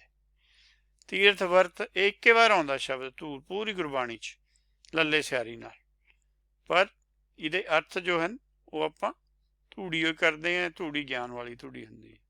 ਤੀਰਥ ਵਰਤ ਲੱਖ ਸੰਜਮਾ, ਪਾਈਏ ਸਾਧੂ ਧੂੜੀ। ਹੁਣ ਇੱਥੇ ਵੀ ਸਾਧੂ ਦੀ ਧੂੜੀ ਦੀ ਗੱਲ ਆ ਰਹੀ ਹੈ, ਇਹ ਵੀ ਨਿਰਾਕਾਰੀ ਗੱਲ ਹੈ, ਇਹ ਵੀ ਗੁਰਬਾਣੀ ਦਾ ਗਿਆਨ ਨਹੀਂ ਹੈ। ਜਿਹੜਾ ਪਰਮੇਸ਼ਰ ਤੋਂ ਆਇਆ ਉਹ ਪਹਿਲਾਂ ਗੁਰਬਾਣੀ ਲਿਖੀ ਹੋਈ 'ਚ ਆ ਗਿਆ। ਜੇ ਕੋਈ ਸਾਨੂੰ ਸਮਝਾਉਂਦਾ ਹੈ, ਸਾਨੂੰ ਸਮਝ ਆਉਂਦੀ ਤਾਂ ਸਾਡੇ ਪਰ ਵੀ ਉਹ ਸਾਧੂ ਦੀ ਧੂੜ ਪੈ ਰਹੀ ਹੈ। ਧੂੜ ਹੁੰਦਾ ਜਿਵੇਂ ਸਨਸ਼ਾਈਨ ਹੈ, ਸਨ ਮੇਨ ਹੈ, ਸਨ ਸਾਡੇ ਤੇ ਧੂੜਦਾ ਹੈ, ਧੁੱਪ, ਇਸ ਤਰ੍ਹਾਂ ਦੀ ਸੈਂਸ ਹੁੰਦਾ। ਪਰ ਇਹ ਗੱਲ ਮੈਟਾਫਿਜ਼ੀਕਲ ਹੈ। ਨਾਨਕ ਬਾਂਛੈ ਧੂੜ ਤਿੰਨ। ਹੁਣ Nanak ji is not looking for dust, ਉਹ ਗਿਆਨ ਦੀ ਧੂੜ ਹੈ। ਪ੍ਰਭ ਸ਼ਰਨੀ ਦਰ ਪੜਿਆ ਤਾਂ ਕਿ ਮੈਂ ਪ੍ਰਭ ਦੀ ਸ਼ਰਨੀ ਜਾਂ ਉਹਦੇ ਦਰ ਤੇ ਜਾ ਕੇ ਮੁਕਤ ਹੋ ਜਾਵਾਂ। ਉਹ ਧੂਲ ਇੱਕ ਵਾਰ ਆਉਂਦਾ ਹੈ, ਜਿਹੜਾ ਧੂਰੀ ਹੈ ਉਹ 105 ਵਾਰ ਆਇਆ ਗੁਰਬਾਣੀ 'ਚ, ਤੇ ਇਸ ਤਰ੍ਹਾਂ ਹੀ ਜਿਹੜਾ ਧੂੜੀ ਹੈਗਾ ਸਿਆਰੀ ਨਾਲ ਉਹ 30 ਵਾਰ ਆਇਆ। ਹੁਣ ਆਪਾਂ ਤੋਂ ਇੱਥੋਂ ਪਤਾ ਲੱਗਦਾ ਵੀ ਇਹ ਜਿਹੜੇ ਜਿਵੇਂ ਰਾਰਾ ਯਈਆ ਰਾਰਾ ਲੱਲਾ ਬਾਬਾ ਡਾੜਾ ਇੱਕ ਲਾਈਨ 'ਚ ਹੈ, ਇਹ ਆਪਸ 'ਚ ਐਕਸਚੇਂਜ ਹੋ ਜਾਂਦੇ ਹੈ। ਧੂਲ ਲਿਖਤਾ ਉਹ ਵੀ ਇਸੇ ਲਾਈਨ 'ਚ ਹੈ, ਤੇ ਧੂਰ ਲਿਖਤਾ ਉਹ ਵੀ ਉਸੇ ਲਾਈਨ 'ਚ ਹੈ। ਰਾਰਾ ਸੈਕਿੰਡ ਹੈ, ਲੱਲਾ ਥਰਡ ਲੈਟਰ ਹੈਗਾ। ਜਿਹੜੀ ਆਪਾਂ ਇਹ ਪੰਕਤੀ ਜਿਹੜੀ ਟੋਟਲ ਆਪਣੇ ਕੋਲ 7 ਲਾਈਨਾਂ ਹੈਗੀਆਂ, 7 ਚੋਂ ਉਹ 5-5 ਦੇ ਆਪਣੇ ਕੋਲ ਜੋੜੇ ਹੈਗੇ ਆ, ਜਿਵੇਂ ਊੜੇ ਆਲੇ ਤੋਂ ਸ਼ੁਰੂ ਕਰਦੇ ਹਾਂ। ਇਹ ਆਪਣੀ ਲਾਸਟ 7th ਹੈਗੀ ਹੈ। ਇਹਦੇ ਵਿੱਚ ਸਭ ਤੋਂ ਲਾਸਟ ਜਿਹੜਾ ਲੈਟਰ ਉਹ ਡਾੜਾ ਹੈਗਾ। ਹਿੰਦੀ ਵਿੱਚ ਡਾੜਾ ਨਹੀਂ ਹੈ, ਉਹ ਡੱਡੇ ਜੇ ਪਰ ਬਿੰਦੀ ਲਾ ਕੇ ਬਣਾਉਂਦੇ ਨੇ ਉਹ ਇਸ ਸਾਊਂਡ ਨੂੰ। ਸੋ ਗੁਰਮਤ 'ਚ ਇਸ ਦੀ ਸਾਊਂਡ ਸਪੈਸ਼ਲ ਹੈ ਔਰ ਇਹ ਬੋਲਣੀ ਕਾਫੀ ਮੁਸ਼ਕਿਲ ਹੋ ਜਾਂਦੀ ਹੈ। ਜਿਹੜੇ ਕਿ ਬਾਹਰ ਜਿਨ੍ਹਾਂ ਨੇ ਸੁਣੀ ਨਹੀਂ ਉਹ ਇਸ ਸਾਊਂਡ ਨੂੰ ਪ੍ਰੋਡਿਊਸ ਨਹੀਂ ਕਰ ਸਕਦੇ, ਉਹ ਰਾਰਾ ਹੀ ਕਹਿੰਦੇ ਆ। है एक्सटेंशन राਰੇ ਦੀ ਪਰ ਰਾੜਾ। ਸੋ ਇਹ ਆਪਾਂ ਰੂਲ ਇੱਥੇ ਦ੍ਰਿੜ ਕਰਾ ਲਿਆ ਵੀ ਸੈਕਿੰਡ ਲੈਟਰ ਤੇ ਇਸੇ ਹੀ ਲਾਈਨ ਚੋਂ ਕੋਈ ਵੀ ਅੱਖਰ ਉਹ ਵਰਤ ਲੈਂਦੇ ਆ, ਅਰਥ ਉਹਦੇ ਧੂੜੀ ਵਾਲੇ ਹੀ ਰਹਿੰਦੇ ਆ, ਕਿਉਂਕਿ ਧੂੜ ਸ਼ਬਦ ਅਖੀਰ ਚ ਆਇਆ ਹੋਇਆ। ਪਾਣੀ ਧੋਤਾ ਉਤਰ ਸਖੇ, ਹੁਣ ਆਪਾਂ ਉਤਰ ਸ਼ਬਦ ਨੂੰ ਇੱਥੇ ਸਿਹਾਰੀ ਨਾਲ ਲਿਖਿਆ, ਜਦ ਕਿ ਮੂਲ ਪਾਠ ਵਿੱਚ ਇਹ ਸਿਹਾਰੀ ਨਾਲ ਨਹੀਂ ਹੈ। ਉੱਥੇ ਉੱਤਰ ਤੋਂ ਬਾਅਦ ਸੱਸੇ ਨੂੰ ਔਂਕੜ ਹੈ। ਆਪਾਂ ਦੇਖ ਲੈਂਦੇ ਹਾਂ, ਜੇ ਆਪਾਂ ਉਸ ਤਰ੍ਹਾਂ ਪੜਾਂਗੇ ਆਪਾਂ ਨੂੰ ਕੋਈ ਅਰਥਾਂ 'ਚ ਫਰਕ ਤਾਂ ਨਹੀਂ ਪੈਂਦਾ। 16 ਵਾਲੀ ਉਤਰ ਸ਼ਬਦ ਆਉਂਦਾ, ਰਾਮ ਨਾਮ ਬਿਨ ਕੈਸੇ ਉਤਰਸ ਪਾਰ। ਹੁਣ ਉਤਰ ਦਾ ਉਸ ਪਾਸੇ ਜਾ ਕੇ ਉਤਰਨਾ, ਇੱਧਰੋਂ ਚੜ੍ਹ ਜਾਣਾ, ਉੱਧਰ ਨੂੰ ਉਤਰ ਜਾਣਾ। ਇਹ ਹੈਗਾ ਕਿ ਭਵ ਸਾਗਰ ਨੂੰ ਪਾਰ ਰਾਮ ਨਾਮ ਤੋਂ ਬਿਨਾਂ ਨਹੀਂ ਕੀਤਾ ਜਾ ਸਕਦਾ। ਪਰ ਅਸੀਂ ਰਾਮ ਨਾਮ ਦੀ ਗਤ ਨਹੀਂ ਜਾਣੀ ਹੋਈ, ਅਸੀਂ ਕੋਈ ਅੱਖਰ ਰਟੀ ਜਾਂਦੇ ਹਾਂ। ਰਾਮ ਨਾਮ ਪੂਰੀ ਗੁਰਬਾਣੀ 'ਚ ਸਮਾਇਆ ਹੋਇਆ, ਹਰੇਕ ਸ਼ਬਦ ਵਿੱਚ ਰਾਮ ਨਾਮ ਦਾ ਥੋੜ੍ਹਾ ਹਿੱਸਾ ਹੈ ਜੋ ਸਾਨੂੰ ਖੋਜਣਾ ਪੈਂਦਾ। ਤਾਂ ਹੀ ਕਹਿੰਦੇ ਪੜ੍ਹੀਏ ਨਾ ਹੀ ਭੇਦ ਬੁੱਝੀਏ ਪਾਵਣਾ, ਉਹ ਬੁਝਾਰਤ ਹੈ। ਹੁਣ ਕਬੀਰ ਜੀ ਕਹਿੰਦੇ ਬੋਲ ਅਬੋਲ ਮੱਧ ਹੈ ਸੋਈ, ਉਹ ਅਬੋਲ ਹੈ। ਅੱਖਰ ਪੜ੍ਹਨ ਨਾਲ ਨਹੀਂ ਕੁਛ ਫਰਕ ਪੈਂਦਾ, ਅੱਖਰ ਦੇ ਵਿੱਚ ਜੋ ਗੱਲ ਹੈ ਉਹਦੇ ਵਿੱਚ ਕੋਈ ਭੇਦ ਹੈ ਉਹ ਬੁੱਝਣਾ ਹੁੰਦਾ। ਕਲੀ ਮੈਂ ਗੁਰਮੁਖ ਉਤਰਸ ਪਾਰ, ਕਲਪਨਾ ਚੱਲਦੀ ਹੋਈ ਹੈ ਦੁਨੀਆ ਦੇ ਅੰਦਰ ਮਨਾਂ 'ਚ, ਪਰ ਗੁਰਮੁਖ ਜਿਹੜਾ ਕਲਪਨਾ ਨੂੰ ਬੰਦ ਕਰਕੇ, ਭਵਸਾਗਰ 'ਚ ਕਲਪਨਾ, ਸੁਖ ਸਾਗਰ 'ਚ ਕਲਪਨਾ ਹੈ ਨਹੀਂ, ਪਾਰ ਉਹੀ ਹੈ। ਕਹਿਣ ਦਾ ਭਾਵ ਭਵਸਾਗਰ ਤੋਂ ਰੈਲਮਸ ਦੇ ਥਰੂ ਜਾ ਕੇ ਗਿਆਨ ਖੰਡ ਦੇ ਥਰੂ, ਧਰਮ ਖੰਡ ਤੋਂ ਗਿਆਨ ਖੰਡ, ਸਰਮ ਖੰਡ, ਕਰਮ ਖੰਡ ਕਰਦੇ ਹੋਏ ਉਹ ਸੱਚਖੰਡ ਪਹੁੰਚ ਜਾਂਦੇ। ਗੁਣ ਗਾਵਤ ਤੇਰੀ ਉਤਰ ਸਮੈਲ, ਹੁਣ ਇਹ ਬੜਾ ਇੰਪੋਰਟੈਂਟ ਹੈ। ਪਹਿਲਾ ਸਟੈਪ ਇਹ ਹੈ ਗੁਰਮਤ ਦਾ, ਜੇ ਮੈਲ ਲਾਉਣੀ ਹੈ ਆਪਾਂ, ਜਿਵੇਂ ਉਤਰ ਸਖੇ ਹੈ, ਉਹ ਤਾਂ ਫਿਜ਼ੀਕਲ ਚੀਜ਼ ਹੈ, ਇਹ ਮੈਟਾਫਿਜ਼ੀਕਲ ਹੈ। ਗੁਣ ਗਾਉਣੇ ਸ਼ੁਰੂ ਕਰਨੇ ਆ, ਮਨ ਨੂੰ ਬੁੱਧੀ ਨੇ ਸਮਝਾਉਣਾ, ਫਿਰ ਮਨ ਬੁੱਧੀ ਨੇ ਰਲ ਕੇ ਆਪਣੇ ਮੂਲ ਦੇ ਗੁਣ ਗਾਉਣੇ ਆ, ਗੋਬਿੰਦ ਦੇ ਗੁਣ ਗਾਉਣੇ ਆ। ਉਹਦੇ ਨਾਲ ਉਹ ਮੈਲ ਜਿਹੜੀ ਹੈ, ਪਾਣੀ ਜਿਵੇਂ ਆਪਾਂ ਕਹਿੰਦੇ ਆ, ਉਹ ਪਾਣੀ ਦਾ ਕੰਮ ਕਰੇਗੀ। ਜੇ ਜ਼ਿਆਦਾ ਹੈਗੀ ਉਹ ਸਾਬਣ ਦਾ ਵੀ ਕਰ ਦੇਗੀ। ਓਛੀ ਭਗਤੀ ਕੈਸੇ ਉਤਰਸ ਪਾਰ, ਆ ਜਿਹੜਾ ਅੱਖਰ ਰਟਣ ਹੈਗਾ ਇਹਨੂੰ ਓਛੀ ਭਗਤੀ ਮੰਨਿਆ ਗਿਆ। ਜਾਂ ਤੀਰਥਾਂ 'ਤੇ ਜਾ ਕੇ ਜਾਂ ਕੋਈ ਸੁੱਖਣਾ ਸੁੱਖ ਲੈਣੀ, ਨਿਤਨੇਮ ਵੀ ਓਛੀ ਭਗਤੀ 'ਚ ਆਉਂਦੇ ਆ। ਕਿਉਂਕਿ ਕਬੀਰ ਜੀ ਕਿਹੜਾ ਨਿਤਨੇਮ ਕਰਦੇ ਸੀ, ਜਿਨ੍ਹਾਂ ਨੇ ਲਿਖਿਆ ਉਹਨਾਂ ਨੇ ਕਿਹੜੀਆਂ ਪੰਜ ਬਾਣੀਆਂ ਪੜ੍ਹੀਆਂ ਸੀ, ਉਹ ਕਿਹੜਾ ਰਹਿਰਾਸ ਪੜ੍ਹਦੇ ਸੀ। ਕਹਿਣ ਦਾ ਭਾਵ ਇਹ ਸੀ ਕਿ ਬਾਣੀਆਂ ਨਾਲ ਸਾਨੂੰ ਤਾਂ ਜੋੜਿਆ ਸੀ ਕਿ ਅਸੀਂ ਅੱਗੇ ਵਧੀਏ। ਸਾਰੀ ਉਮਰ ਅਸੀਂ ਉਹੀ ਰਿਪੀਟ ਕਰੀ ਜਾਂਦੇ ਹਾਂ। ਕਿਸੇ ਨੂੰ ਸਹੀ ਪੜ੍ਹਨਾ ਨਹੀਂ ਆਉਂਦਾ, ਕੋਈ ਲੱਖਾਂ 'ਚੋਂ ਇੱਕ ਹੈ ਜਿਹੜਾ ਜਾਣਦਾ ਵੀ ਕਿਹੜੀ ਮਾਤਰਾ ਕਿੱਥੇ ਲੱਗੀ ਹੈ, ਕਿੱਥੇ ਰੁਕਣਾ। ਉਹ ਇੱਕ ਅਸੀਂ ਆਟੋਮੈਟਿਕਲੀ ਪੜ੍ਹੀ ਜਾਂਦੇ ਹਾਂ। ਕੋਈ ਪੁੱਛ ਲਵੇ ਤਾਂ ਸਾਨੂੰ ਪਤਾ ਨਹੀਂ ਲੱਗਦਾ। ਦਿਲ ਅੰਧਿਆਰੀ ਰਾਤ ਲਿਖਿਆ, ਵੀ ਰਾਤ ਕਿਉਂ ਲਿਖਿਆ, ਦਿਨ ਕਿਉਂ ਨਹੀਂ ਹੈ।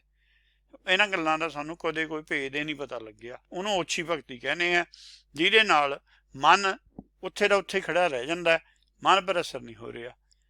ਧੋਤਾ ਮੂਲ ਨਾ ਉਤਰੈ, ਹੁਣ ਇੱਕ ਇਹ ਹੋਰ ਸ਼ਬਦ ਹੈ ਉਤਰਸ ਦੀ ਜਗ੍ਹਾ ਯੂਜ਼ ਹੋਇਆ, ਇਹ ਪਲੂਰਲ 'ਚ ਹੀ ਹੈ, ਉਤਰੈ ਹੈ। ਜੇ ਸੋ ਧੋਵਣ ਪਾਹੀ, ਇੱਥੇ ਵੀ ਧੋਣ ਦੀ ਗੱਲ ਆ ਗਈ, ਪਰ ਧੋਣ ਲਈ ਜ਼ਰੂਰੀ ਨਹੀਂ ਹੈ ਵੀ ਆਪਾਂ ਹਮੇਸ਼ਾ ਪਾਣੀਓ ਹੀ ਦੇਖਣਾ। ਪਾਣੀ ਤਾਂ ਇੱਕ ਐਗਜ਼ੈਂਪਲ ਹੈ ਵੀ ਪਾਣੀ ਧੂੜ ਨੂੰ ਧੋ ਦਿੰਦਾ।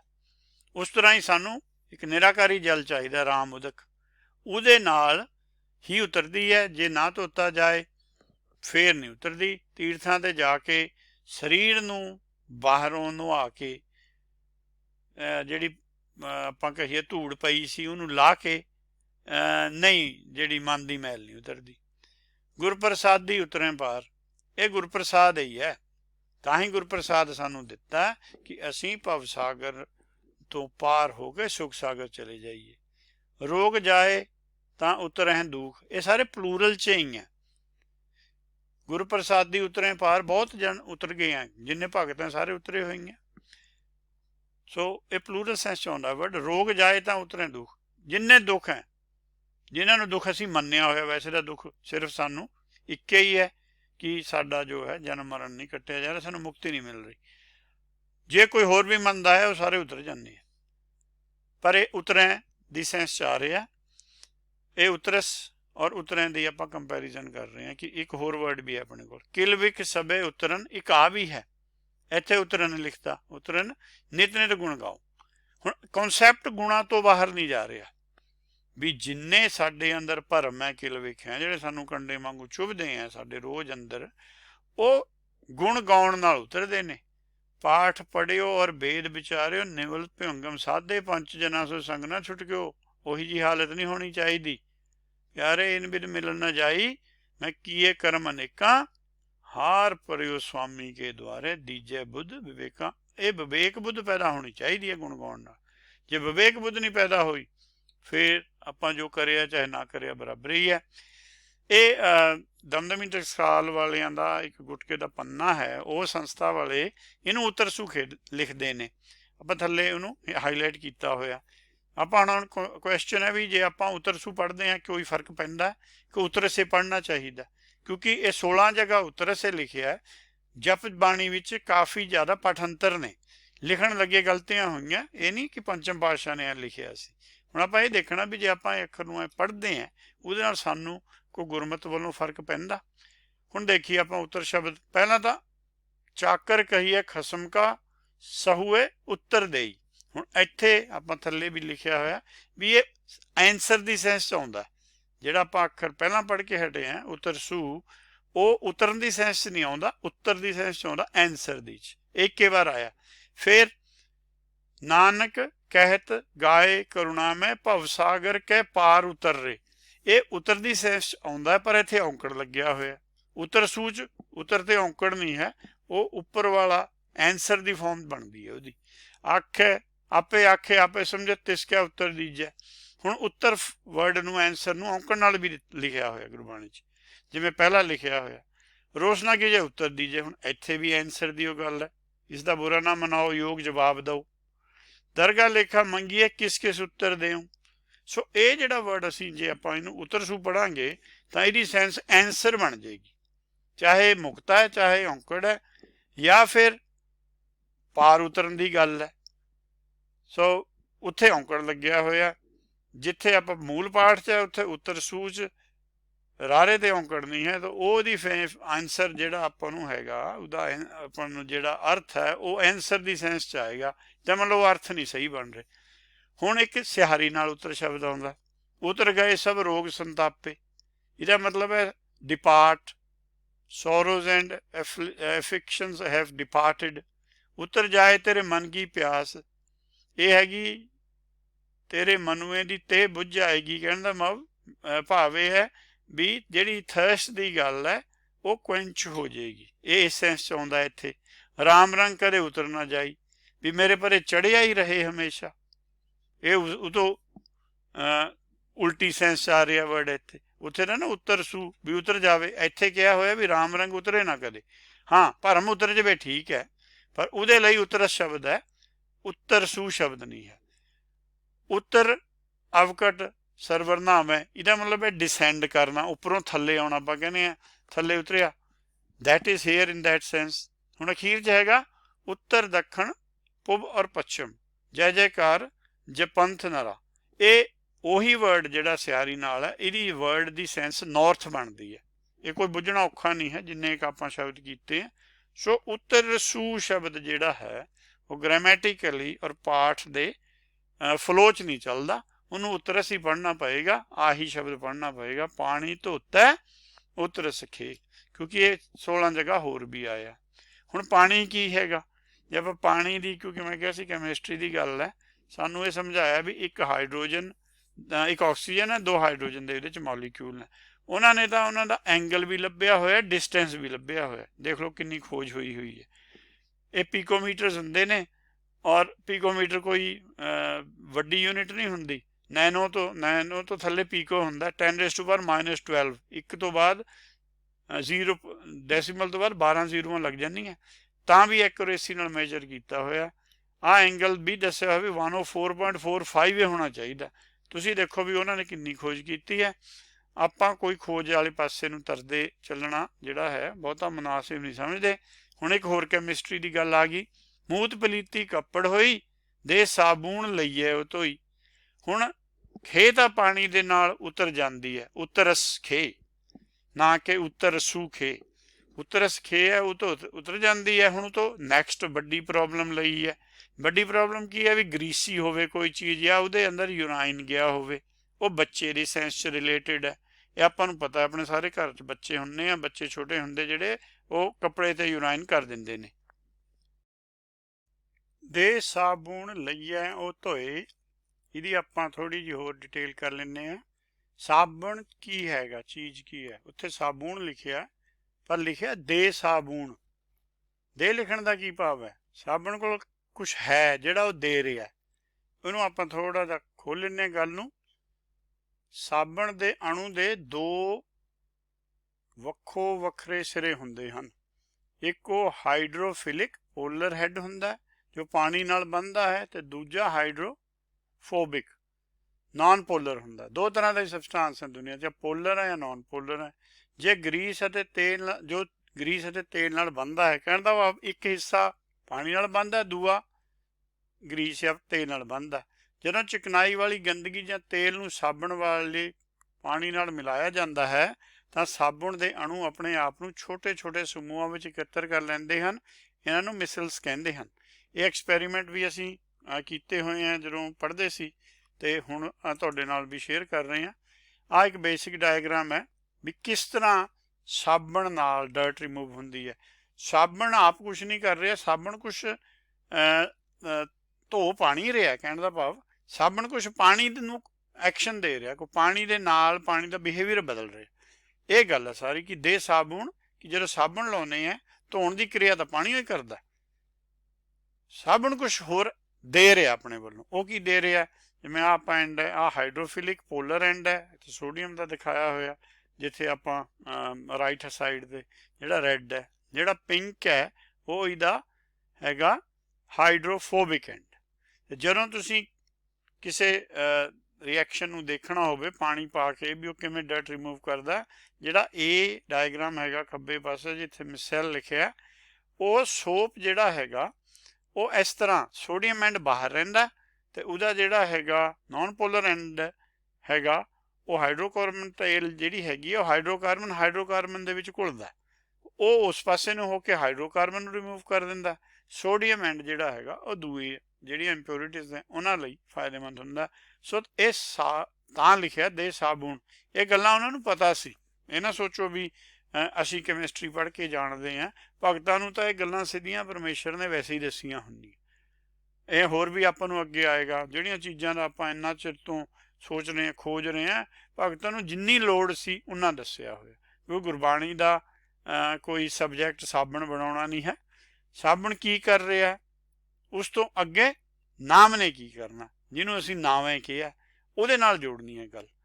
ਸੋ ਇਹ ਆਪਾਂ ਦੇਖੀਏ ਕਿ ਪਾਣੀ ਦੇ ਵਿੱਚ ਇੱਕ ਸਰਫੇਸ ਟੈਂਸ਼ਨ ਹੁੰਦੀ ਹੈ, ਸਤਹ ਤਣਾਅ, ਇਹਨੂੰ ਇਹੀ ਸ਼ਾਇਦ ਵਰਡ ਹੈ ਪੰਜਾਬੀ ਦਾ। ਇੱਕ ਪ੍ਰਭਾਵ ਹੈ ਜਿਹੜੇ ਤਰਲ ਦੀ ਸਤਹ ਮਜ਼ਬੂਤ ਹੁੰਦੀ ਹੈ।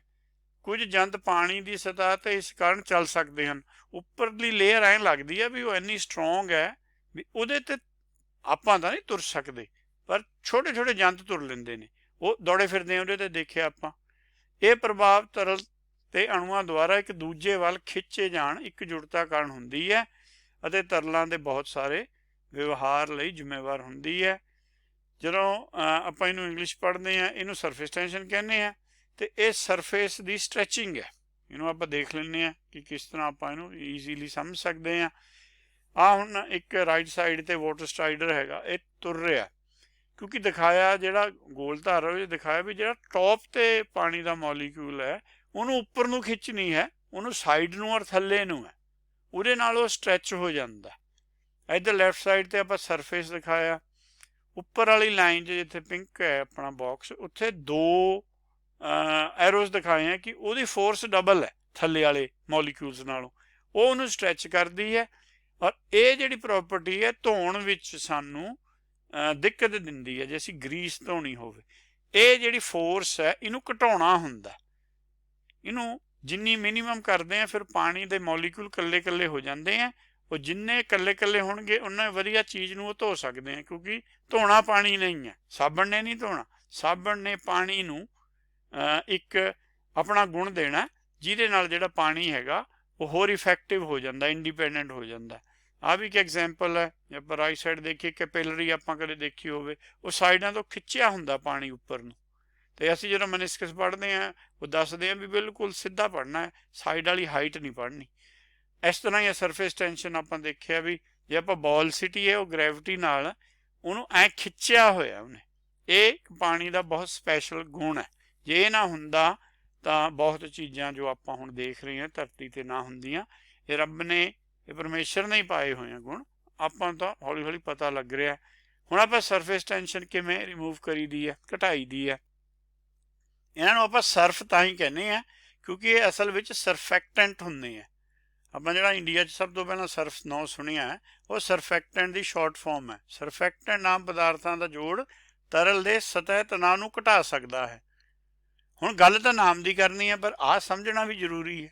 ਉਦਾਹਰਨ ਵਜੋਂ ਪਾਣੀ ਵਿੱਚ ਡਿਟਰਜੈਂਟ ਪਾਉਣ ਨਾਲ ਇਸ ਦਾ ਸਤਹ ਤਣਾਅ ਘਟ ਜਾਂਦਾ ਹੈ। ਸਾਡੇ ਮਨ 'ਚ ਵੀ ਬੜਾ ਸਤਹ ਤਣਾਅ ਹੋਇਆ ਰਹਿੰਦਾ, ਇਹ ਤਰੁਕੀ ਛੱਡਦਾ ਹੀ ਨਹੀਂ, ਸਟਿਕ ਹੋਇਆ ਹੋਇਆ ਉੱਥੇ। ਇਹਨੂੰ ਉੱਥੋਂ ਕਿਵੇਂ ਮਤਲਬ ਕਿਹੜੀ ਤਾਕਤ ਨਾਲ ਇਹਦਾ ਸਤਹ ਤਣਾਅ ਘਟਾਉਣਾ ਅਤੇ ਇਹਨੂੰ ਵਾਪਸ ਹਿਰਦੇ 'ਚ ਲਿਆਉਣਾ, ਗੱਲ ਅਸਲ 'ਚ ਇਹ ਹੈ। ਪਰ ਇੱਕ ਵਿਜ਼ੀਬਲ ਐਗਜ਼ਾਮਪਲ ਦਿੱਤਾ, ਹਰੇਕ ਕਲਚਰ 'ਚ ਕੱਪੜੇ ਧੋਤੇ ਜਾਂਦੇ ਸੀ, ਕਿਸੇ ਨੂੰ ਤੁਸੀਂ ਸਮਝਾ ਸਕਦੇ ਹੋ ਇਹਦੇ ਨਾਲ। ਇੱਕ ਐਸਾ ਯੂਨੀਵਰਸਲ ਐਗਜ਼ਾਮਪਲ ਹੈ। ਆਹ ਤਾਂ ਹੁਣ ਕੈਮਿਸਟਰੀ ਨੇ ਰਿਸਰਚ ਕੀਤੀ ਹੈ। 2 ਤਰੀਕੇ ਨਾਲ ਸਰਫੇਸ ਟੈਂਸ਼ਨ ਘਟਦੀ ਹੈ। ਇਹ ਆਪਾਂ ਲੈਫਟ ਸਾਈਡ 'ਤੇ ਹੈਗਾ ਵੀ ਤੁਸੀਂ ਸਰਫ ਪਾਓ, ਤਾਂ ਹੀ ਉਹ ਕਹਿੰਦੇ ਆ 1 ਕੱਪ ਪਾਓ ਇੰਨੇ 'ਚ, ਪਰ ਆਪਾਂ ਨੂੰ ਭਰੋਸਾ ਨਹੀਂ ਹੁੰਦਾ, ਆਪਾਂ ਮਤਲਬ ਬਾਬਾ ਡਬਲੇ ਪਾ ਦਿੰਦੇ ਹਾਂ। ਉਹਦੇ ਨਾਲ ਕੋਈ ਫਾਇਦਾ ਨਹੀਂ ਹੁੰਦਾ ਕਿਉਂਕਿ ਉਹਦੀ ਇੱਕ ਕ੍ਰਿਟੀਕਲ ਮਿਸਲ ਕੌਨਸਨਟ੍ਰੇਸ਼ਨ ਹੈ। ਜੇ ਉਹ ਕਹਿੰਦੇ ਆ ਵੀ ਤੁਸੀਂ 10 ਲੀਟਰ ਪਾਣੀ 'ਚ 1 ਕੱਪ ਪਾਉਣਾ, ਔਰ ਇਹ ਕੱਪ ਜਿਹੜਾ ਤੁਹਾਨੂੰ ਅਸੀਂ ਡੱਬਾ ਦਿੱਤਾ ਇਹ 'ਚ 40 ਵਾਸ਼ਿਸ ਹੋਣਗੀਆਂ, ਉਹ ਉਹਨਾਂ ਦੀ ਰਿਸਰਚ ਸਹੀ ਹੈ, ਸਾਨੂੰ ਉਹਨਾਂ 'ਤੇ ਭਰੋਸਾ ਨਹੀਂ, ਅਸੀਂ ਡਬਲੇ ਪਾਉਂਦੇ ਹਾਂ। ਇੰਡੀਆ 'ਚ ਵੀ ਕੋਈ ਦਵਾਈ ਪਾਉਣੀ ਹੋਵੇ ਡਬਲ ਪਾ ਦਿੰਦੇ ਹਾਂ ਕਿਉਂਕਿ ਸਾਨੂੰ ਇਹ ਲੱਗਦਾ ਇਹ 'ਚ ਮਿਲਾਵਟ ਹੈ, ਪਰ ਇੱਕ ਕ੍ਰਿਟੀਕਲ ਹੁੰਦੀ ਹੈ, ਉਹ ਤੋਂ ਵੱਧ ਨਹੀਂ ਪਾਈਦਾ, ਉਹਨਾਂ ਨੇ ਕੱਢੀ ਹੋਈ ਹੈ। ਉਹਨਾਂ ਪਾਓ ਜਿਹੜਾ ਕੱਪੜਾ ਤੁਹਾਡਾ ਬਿਲਕੁਲ ਸਾਫ਼ ਹੋ ਜਾਏਗਾ। ਜਿੰਨੇ ਮਹਿੰਗੇ ਡਿਟਰਜੈਂਟ ਉਹਨਾਂ ਦੀ ਸਰਫੇਸ ਟੈਂਸ਼ਨ ਥੋੜ੍ਹੇ ਨਾਲੇ ਕਰ ਦਿੰਦੇ ਆ, ਤੁਹਾਨੂੰ ਉਹਨੇ ਘੱਟ ਵਰਤਣੇ ਪੈਂਦੇ। ਦੂਆ ਤਰੀਕਾ ਹੈਗਾ ਗਰਮ ਪਾਣੀ। ਇੱਧਰ ਵੀ ਦੇਖ ਲਓ ਕਿਵੇਂ 10 ਤੋਂ ਲੈ ਕੇ ਜਾਂ 10 ਡਿਗਰੀ 'ਤੇ 10 ਟੈਂਪਰੇਚਰ ਹੋਵੇ, ਜੇ ਉਹ 10 ਦੀ ਯੂਨਿਟ 'ਚ ਹੈ, ਉਹ 100 ਡਿਗਰੀ 'ਤੇ ਜਾਂ 95 'ਤੇ ਲਗਭਗ 1 ਹੋ ਜਾਂਦੀ ਹੈ, 10 ਗੁਣਾ ਘੱਟ ਗਈ ਹੈ। ਤਾਂ ਹੀ ਗਰਮ ਪਾਣੀ ਵੀ ਆਪਾਂ ਵਰਤਦੇ ਹਾਂ। ਗਰਮ ਪਾਣੀ ਦੇ ਨਾਲ ਸਾਡੇ ਜਿਹੜੇ ਧੋਬੀ ਸੀ ਉਹ ਭੱਠੀਆਂ ਲਾਉਂਦੇ ਸੀ, ਸੋਡਾ ਪਾ ਕੇ, ਸਪੈਸ਼ਲੀ ਜਿਹੜੇ ਕਾਟਨ ਕਲੋਥਸ ਹੈ ਉਹਨਾਂ ਨੂੰ ਓਵਰਨਾਈਟ ਉਹ ਸਟੀਮ ਦੇ ਨਾਲ ਉਹ ਕਰਦੇ ਸੀ, ਕਿਉਂਕਿ ਗਰਮ ਪਾਣੀ 'ਚ ਜਿਹੜੀ ਹੈਗੀ ਹੈ ਉਹ ਘਟ ਜਾਂਦੀ ਹੈ ਸਰਫੇਸ ਟੈਂਸ਼ਨ, ਉਹ ਕੱਪੜੇ ਨੂੰ ਬਹੁਤ ਅੱਛੀ ਤਰ੍ਹਾਂ ਸਾਫ਼ ਕਰ ਦਿੰਦਾ। ਇਹੀ ਆਪਾਂ ਗਾਹਾਂ ਦੇਖਾਂਗੇ ਵੀ ਨਾਮ ਕੀ ਕਰਦਾ। ਹੁਣ ਯੂਰਾਈਨ ਦੀ ਤਾਂ ਇਨਫੋਰਮੇਸ਼ਨ ਜਿੱਥੋਂ ਮਰਜ਼ੀ ਲੈ ਲਓ। ਇੱਕ ਇਹ ਵੀ ਗੱਲ ਹੈ ਵੀ ਜਿਹੜਾ ਯੂਰਾਈਨ ਹੈ ਐਸਿਡਿਕ ਹੁੰਦਾ, ਸਾਬਣ ਬੇਸਿਕ ਹੁੰਦਾ, ਉਹ ਵੀ ਨਿਊਟਰਲਾਈਜ਼ ਕਰ ਦਿੰਦਾ। ਆਹ ਕੈਮਿਸਟਰੀ ਵੀ ਉਸ ਪੌੜੀ ਦੇ ਵਿੱਚ ਪੜ੍ਹਾਈ ਹੋਈ ਹੈ। ਆਹ ਇੱਕ ਸਿੰਪਲ ਡਾਇਗਰਾਮ ਹੈ ਕਿ ਕਿਸ ਤਰ੍ਹਾਂ ਗਲੂਕੋਸ, ਅਮੀਨੋ ਐਸਿਡ ਵਗੈਰਾ ਫਿਲਟਰ ਆਊਟ ਹੋ ਜਾਂਦੇ ਨੇ, ਔਰ ਉਹ ਇੱਕ ਦਿਨ 'ਚ ਲਗਭਗ ਇੱਕ ਬੰਦੇ ਦਾ ਕਹਿੰਦੇ ਆ ਹੈਲਥੀ ਬੰਦੇ ਦਾ 700 ਤੋਂ ਲੈ ਕੇ 200 ਮਿਲੀਲੀਟਰ ਉਹ ਯੂਰਾਈਨ ਜਨਰੇਟ ਕਰਦਾ। ਛੋਟੇ ਬੱਚੇ ਥੋੜ੍ਹਾ ਘੱਟ ਕਰਦੇ ਹੋਣਗੇ, ਪਰ ਉਹਨਾਂ ਦੀ ਪ੍ਰੋਬਲਮ ਇਹ ਹੈ ਕਿ ਉਹ ਕੱਪੜੇ 'ਤੇ ਕਰ ਦਿੰਦੇ ਆ ਬਹੁਤ ਵਾਰ। ਉਹਨੂੰ ਸਾਫ਼ ਕਰਨ ਲਈ ਵੀ ਬਹੁਤ ਇੱਕ ਜ਼ਰੂਰੀ ਹੈ, ਨਹੀਂ ਤਾਂ ਸਮੈਲ ਆਉਂਦੀ ਹੈ, ਕਲਰ ਵਗੈਰਾ ਆਪਾਂ ਨੂੰ ਸਾਰਾ ਕੁਝ ਅੱਜ ਕੱਲ੍ਹ ਤਾਂ ਪਤਾ ਹੀ ਹੈ, ਇੱਕ ਨੋਨ ਸਟੈਰਾਈਲ ਚੀਜ਼ ਹੈਗੀ ਹੈ। ਆਹ ਤਰੀਕਾ ਹੈਗਾ removing urine stains from clothes, carpet and upholstery. ਇਹ ਸਾਨੂੰ ਲਿਖਿਆ ਹੋਇਆ ਮਿਲਦਾ, ਪਰ ਇੱਕ ਵਿਚਾਰਨ ਦੀ ਗੱਲ ਇਹ ਹੈ ਕਿ the longer the acidic urine is in contact with fabric and fiber, the harder it is to remove. So ਸਾਬੁਣ ਤਾਂ ਵਰਤਣਾ ਹੀ ਪਏਗਾ, ਗਰਮ ਪਾਣੀ ਵੀ ਵਰਤਣਾ ਪਏਗਾ ਤਾਂ ਕਿ ਉਹ ਛੇਤੀ ਰਿਮੂਵ ਹੋ ਜਾਣ। ਜੇ ਆਪਾਂ ਉਹਨੂੰ ਟਾਈਮ ਲਾਵਾਂਗੇ ਫਿਰ ਉਹ ਦਾਗ ਛੱਡ ਜਾਏਗਾ। ਇਹ ਗੱਲ ਹੈ, ਉਹਨੂੰ ਜਿੰਨੀ ਛੇਤੀ ਰਿਮੂਵ ਹੋ ਸਕਦਾ। ਇਹ ਜਨਰਲੀ ਬੱਚਿਆਂ ਵਾਸਤੇ ਹੀ ਹੈ, ਕਿਉਂਕਿ ਅਡਲਟਸ ਨੂੰ ਤਾਂ ਪਤਾ ਕਿ ਬਾਥਰੂਮ ਕਦੋਂ ਆਇਆ, ਕਿੱਥੇ ਜਾਣਾ। ਭਰੀਏ ਮੱਤ ਪਾਪਾਂ ਕੇ ਸੰਗ। ਹੁਣ ਉਹ ਕਨਸੈਪਟ ਆਪਾਂ ਸਮਝ ਲਿਆ। ਹੁਣ ਆਪਾਂ ਨਵਾਂ ਜਿਹੜਾ ਕਨਸੈਪਟ ਅਸਲੀ ਹੈ, ਨਵਾਂ ਨਹੀਂ ਹੈ, ਇਹਦੇ 'ਤੇ ਆਪਾਂ ਨੂੰ ਪੜ੍ਹਨ ਦੀ ਲੋੜ ਹੈ ਕਿ ਜੇ ਭਰੀ ਹੋਈ ਹੋ, ਇੱਥੇ ਭਰੀਏ ਹੀ ਪੜ੍ਹਾਂਗੇ ਕਿਉਂਕਿ ਮੱਤ 'ਚ ਭਰਿਆ ਹੋਇਆ ਆਪਾਂ ਸਾਰਾ ਕੁਛ। ਉਹ ਇੱਥੇ ਭਰਿਆ ਨਹੀਂ ਹੋਇਆ, ਭਰਿਆ ਹੁੰਦਾ ਤਾਂ ਬਹੁਤ ਸੌਖਾ ਸੀ, ਇਹ ਭਰਿਆ ਹੋਇਆ। ਹੁਣ ਭਰੇ ਨੂੰ ਕਿਵੇਂ ਖਾਲੀ ਕਰਨਾ? ਭਰਿਆ ਕਾਹਦੇ ਨਾਲ? ਪਾਪਾਂ ਕੇ ਸੰਗੀ। ਪਾਪ ਕੀ ਹੁੰਦਾ ਆਪਾਂ ਡਿਫਾਈਨ ਕਰਾਂਗੇ। ਉਹ ਧੁੱਪ ਹੈ, ਨਾਮ ਹੈ ਕਿਰੰਗੀ। ਉਹਨੂੰ ਨਾਮ ਚਾਹੀਦਾ, ਨਾਮ ਹੈ, ਪਲੂਰਲ ਵਰਡ ਹੈ ਨਾਮ ਦਾ। ਅਸੰਖ ਨਾਮ ਜੇ ਆਪਾਂ ਕਿਹਾ ਸੀ, ਉਹ ਨਾਮ ਹੈ, ਇੱਥੇ ਨਾਮ ਹੈ ਕੀ ਕਹਿੰਦੇ ਆ, ਠੀਕ ਬਹਿੰਦਾ, ਜਾਂ ਨਾਮ ਕੇ ਸੰਗ ਕਹਿ ਲਓ, ਇੱਕ ਹੀ ਗੱਲ ਆ। ਹੁਣ ਜਿਹੜਾ ਨਾਮ ਹੈ ਜਾਂ ਨਾਮ ਹੈਗਾ ਉਹ ਆਪਾਂ ਤੋਂ ਨਹੀਂ ਡਿਸਕਰਾਈਬ ਹੋਇਆ ਕਿਸੇ ਟੀਕਾਕਾਰ ਤੋਂ, ਉਹ ਕੁਛ ਹੋ ਰਹੇ, ਪਾਸੇ ਨੂੰ ਲੰਘ ਗਏ, ਆਪਾਂ ਉਹ ਕਰੈਕਟ ਕਰਨ ਦੀ ਕੋਸ਼ਿਸ਼ ਕਰਾਂਗੇ ਕਿ ਮਤ ਵਿੱਚ ਹੈ, ਮਤ ਚੇਤਨ ਹੈ, ਉਹਦੇ ਵਿੱਚ ਕੁਛ ਭੁਲੇਖੇ ਪਏ ਨੇ, ਉਹ ਭੁਲੇਖੇ ਗਿਆਨ ਦੂਰ ਕਰੇਗਾ। ਉਹ ਗਿਆਨ ਹੀ ਨਾਵੇਂ ਹੁੰਦਾ। ਔਰ ਆਪਣੇ ਆਪ ਨੂੰ ਰੰਗਣਾ ਕਿਵੇਂ ਹੈ, ਇਹਦੇ ਬਾਰੇ ਵੀ ਇੱਕ ਡਿਟੇਲ ਸ਼ਲੋਕ ਆਪਾਂ ਕਰਾਂਗੇ। ਜਿਨ ਕੋ ਲੱਗੀ ਪਿਆਸ ਅੰਮ੍ਰਿਤ ਸਹੀ ਖਾਏ। ਇਹ ਅਸੀਂ ਜਿਹੜਾ ਪੁਰਾਤਨ ਰਹਿਰਾਸ ਪੜ੍ਹਦੇ ਸੀ ਉਹਦੇ 'ਚ ਪੰਕਤੀ ਜ਼ਰੂਰ ਪੜ੍ਹਦੇ ਸੀ, ਪਰ ਕਦੇ ਪਹਿਲਾਂ ਸਮਝ ਨਹੀਂ ਆਉਂਦੀ ਸੀ ਵੀ ਇਹ ਕਹਿਣਾ ਕੀ ਚਾਹੁੰਦੇ ਆ ਵੀ ਅੰਮ੍ਰਿਤ ਸਹੀ ਖਾਏ। ਅਸੀਂ ਤਾਂ ਅੰਮ੍ਰਿਤ ਪੀਣ ਦੀ ਗੱਲ ਕਰਦੇ ਹਾਂ, ਇੱਥੇ ਤਾਂ ਖਾਣ ਦੀ ਗੱਲ ਹੋ ਰਹੀ ਹੈ। ਖਾਣ ਵਾਲੀ ਤਾਂ ਸੋਲਿਡ ਚੀਜ਼ ਹੈ, ਪਰ ਉਹ ਖਾਣ ਵਾਲੀ ਸੋਲਿਡ ਚੀਜ਼ ਸਾਡੇ ਲਈ ਹੈ, ਫਿਜ਼ੀਕਲ ਚੀਜ਼ ਲਈ। ਇਹ ਇਹਦਾ ਮਤਲਬ ਮੈਟਾਫਿਜ਼ੀਕਲ ਹੈ ਅੰਮ੍ਰਿਤ।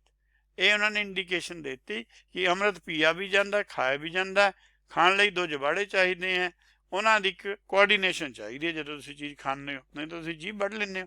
ਸੋ ਕੋਆਰਡੀਨੇਸ਼ਨ ਮਨ ਔਰ ਚਿੱਤ ਦੀ ਚਾਹੀਦੀ ਹੈ। ਜਦੋਂ ਦੋਹੇ ਇੱਕ ਕੋਆਰਡੀਨੇਸ਼ਨ ਚੱਲਣਗੇ ਤਾਂ ਮਨ ਨੂੰ ਅੰਮ੍ਰਿਤ ਪੀਂਦਾ। ਹੱਥ ਜੋੜਨ ਦਾ ਮਤਲਬ ਇਹ ਹੈਗਾ ਕਿ ਇਹ ਆਪਾਂ ਕਰ ਜੋੜਨੇ ਹੈ। ਦੋਏ ਕਰ ਜੋੜ ਕਰੋ ਅਰਦਾਸ ਹੈ। ਉਹ ਕਿਵੇਂ ਹੋ ਸਕਦੇ ਨੇ? ਕੱਲ ਮੈਂ ਇਹੋ ਪੁੰਨ ਕੀ ਹੈ? ਇੱਕੇ ਪੁੰਨ ਹੈ। ਕਹਿੰਦੇ ਗੁਣ ਗੋਬਿੰਦ ਗਾਏ। ਆਪਣੇ ਗੋਬਿੰਦ ਦੇ ਗੁਣ ਕੌਣ ਗਾਊ?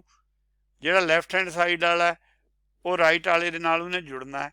ਰਾਈਟ ਵਾਲਾ ਤਾਂ ਪਹਿਲਾਂ ਹੀ ਪਿਓਰ ਹੈ, ਉਹ ਆਪਣੇ ਆਪ ਨੂੰ ਉਹਦੇ ਨਾਲ ਇੰਟਰੈਕਟ ਕਰਕੇ ਆਪਣੇ ਆਪ ਨੂੰ ਧੋ ਲਵੇ, ਕਿਉਂਕਿ ਉਹ ਸਾਫ਼ ਹੈ, ਇਹ ਮੈਲਾ ਹੈ। ਜਦੋਂ ਇਹ ਬਾਰ-ਬਾਰ ਉਹਦੇ ਨਾਲ ਇੰਟਰੈਕਟ ਕਰੇਗਾ, ਇਹ ਉਹਦੇ ਗੁਣ ਲਈ ਜਾਏਗਾ, ਵਿਚਾਰ ਕਰੀ ਜਾਏਗਾ, ਉਹ ਗੁਣਾਂ ਦੇ ਨਾਲ ਇਹ ਨਾਵੇਂ ਕੇ ਰੰਗ 'ਚ ਆਪਣੇ ਆਪ ਨੂੰ ਰੰਗ ਲਏਗਾ। ਪਹਿਲੀ ਸਟੇਜ ਇਹ ਹੈ ਗੁਰਮਤਿ ਦੀ।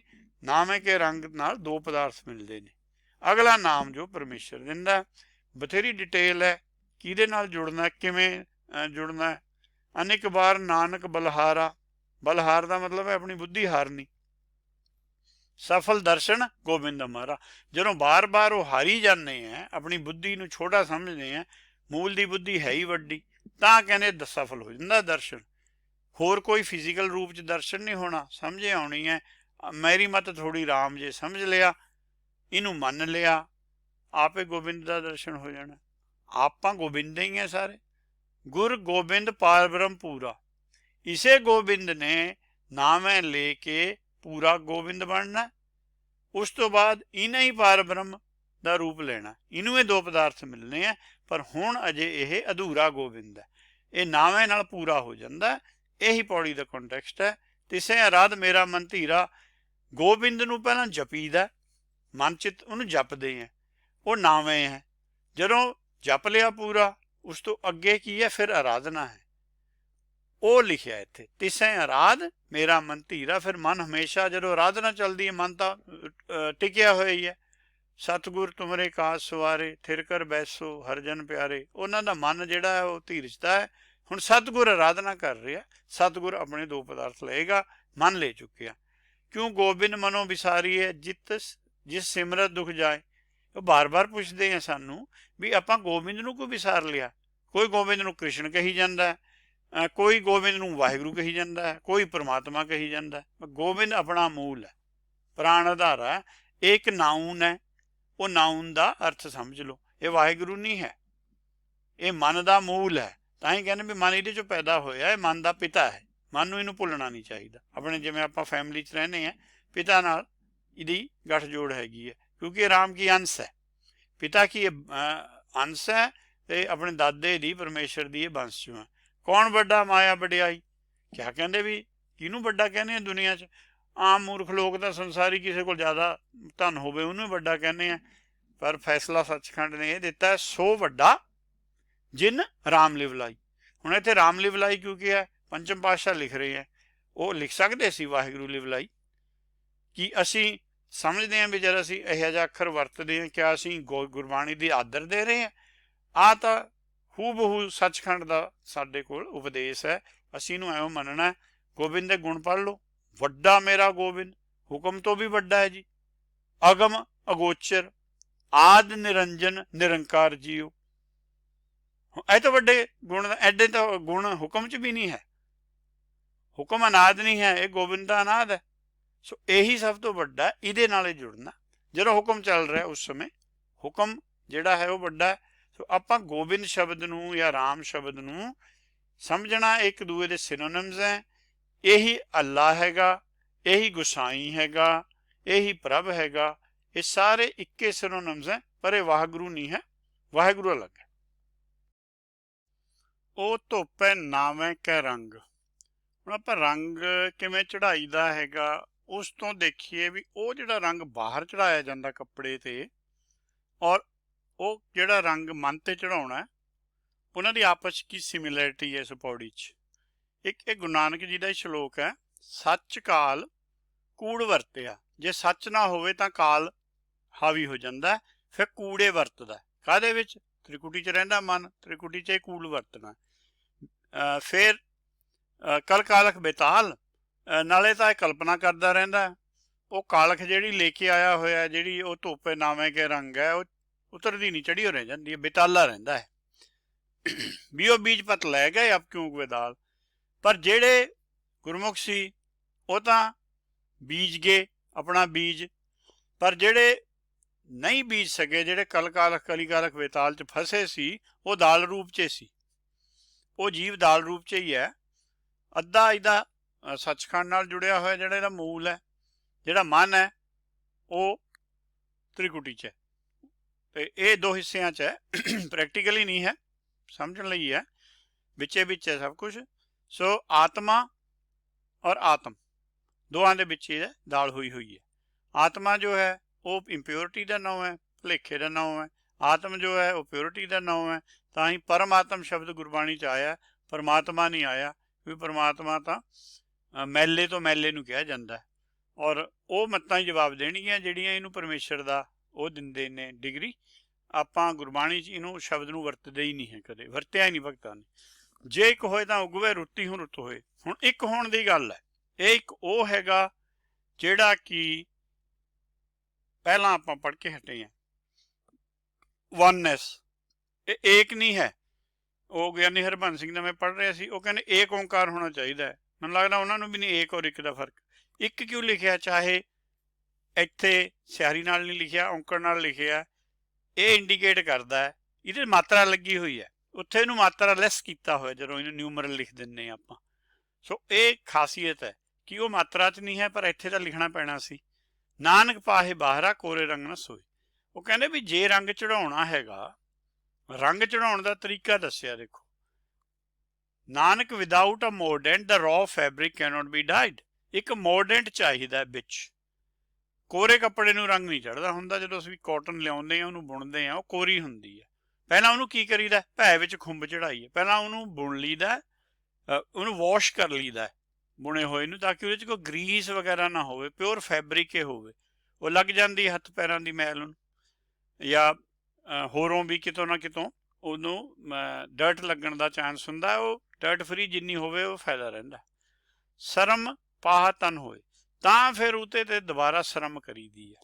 ਪਹਿਲਾਂ ਤਾਂ ਖੁੰਬ ਚੜਾਉਣੀ ਹੈ, ਉਹ ਤੋਂ ਬਾਅਦ ਉਹਨੂੰ ਪਾਹ ਲਾਉਣਾ, ਫਿਰ ਉਹਨੂੰ ਰੰਗਣ ਲਈ ਪਾਉਣਾ। ਇਹ ਪ੍ਰੋਸੈਸ ਹੈ ਸਾਰਾ। The respect of Gobind inner consciousness of God act as a bleach। ਸਭ ਤੋਂ ਪਹਿਲਾਂ ਇੱਥੋਂ ਸ਼ੁਰੂ ਹੋਣਾ ਪ੍ਰੋਸੈਸ for the mind। ਜਦੋਂ ਆਪਾਂ ਗੋਬਿੰਦ ਦੇ ਗੁਣ ਪੜ੍ਹਦੇ ਹਾਂ, ਫਿਰ ਗੋਬਿੰਦ ਦੇ ਨਿਰਮਲ ਭੈ 'ਚ ਲੈਣਾ ਸ਼ੁਰੂ ਕਰ ਦਿੰਦੇ ਆਪਾਂ, ਕਿਉਂਕਿ ਸਾਨੂੰ ਪਤਾ ਲੱਗ ਜਾਂਦਾ ਵੀ ਗੋਬਿੰਦ ਸਿਆਣਾ ਹੈ, ਆਗਮ ਗੋਚਰ ਨਿਰੰਜਨ, ਸਾਰਾ ਕੁਛ ਤਾਂ ਗੋਬਿੰਦ ਹੈ। ਮਨ ਤਾਂ ਵੈਸੇ ਹੀ ਹੈ, ਮਨ ਦੀ ਤਾਂ ਕੋਈ ਹੋਂਦ ਹੀ ਨਹੀਂ ਹੈ। ਜੇ ਉਹ ਨਾ ਹੋਵੇ ਤਾਂ ਮਨ ਤਾਂ ਹੈ ਹੀ ਨਹੀਂ। ਫਿਰ ਮਨ ਜੋ ਹੈ ਉਹਦੀ ਫਿਰ ਨਿਰਮਲ ਭੈ 'ਚ ਰਹਿਣ ਲੱਗ ਜਾਂਦਾ। ਉਹ ਤੋਂ ਅੱਗੇ ਫਿਰ ਹੋਰ ਸ਼ਰਮ ਕਰਦਾ ਹੈ ਵੀ ਮੈਂ ਕਿਤੇ ਇਹ ਉਲਟ ਚਲਾ ਹੀ ਨਾ ਜਾਵਾਂ। ਲਗਾਤਾਰ ਸ਼ਬਦ ਵਿਚਾਰ ਨਾਲ ਉਹਨੂੰ ਫਿਰ ਪਾਹ ਚੜ੍ਹਦਾ। ਫਿਰ ਪਾਹ ਜਦ ਚੜ੍ਹ ਜਾਂਦਾ, ਜਦੋਂ ਪੂਰਾ ਹੋ ਗਿਆ, ਫਿਰ ਰੰਗ ਜਿਹੜਾ ਅਸਲੀ ਜਿਹੜਾ ਰੰਗ 'ਚ ਰੰਗਣਾ ਹੈ, ਉਹ ਤਾਂ ਫਿਰ ਪਰਮੇਸ਼ਰ ਨਹੀਂ ਰੰਗਣਾ। ਨਾਨਕ ਭਗਤੀ ਜੇ ਰੱਪੈ ਕੂੜੇ ਸੋਏ ਨਾ ਕੋਏ। ਤਾਂ ਫਿਰ ਇਸ ਭਗਤੀ ਦੇ ਤਰੀਕੇ ਨਾਲ ਇਹ ਭਗਤੀ ਹੈ। ਜੇ ਇਸ ਭਗਤੀ 'ਚ ਕੋਈ ਆਪਣੇ ਮਨ ਨੂੰ ਰੰਗਦਾ ਹੈ, ਉਹਨੂੰ ਫਿਰ ਦੋ ਪਦਾਰਥ ਮਿਲਦੇ ਹੈ।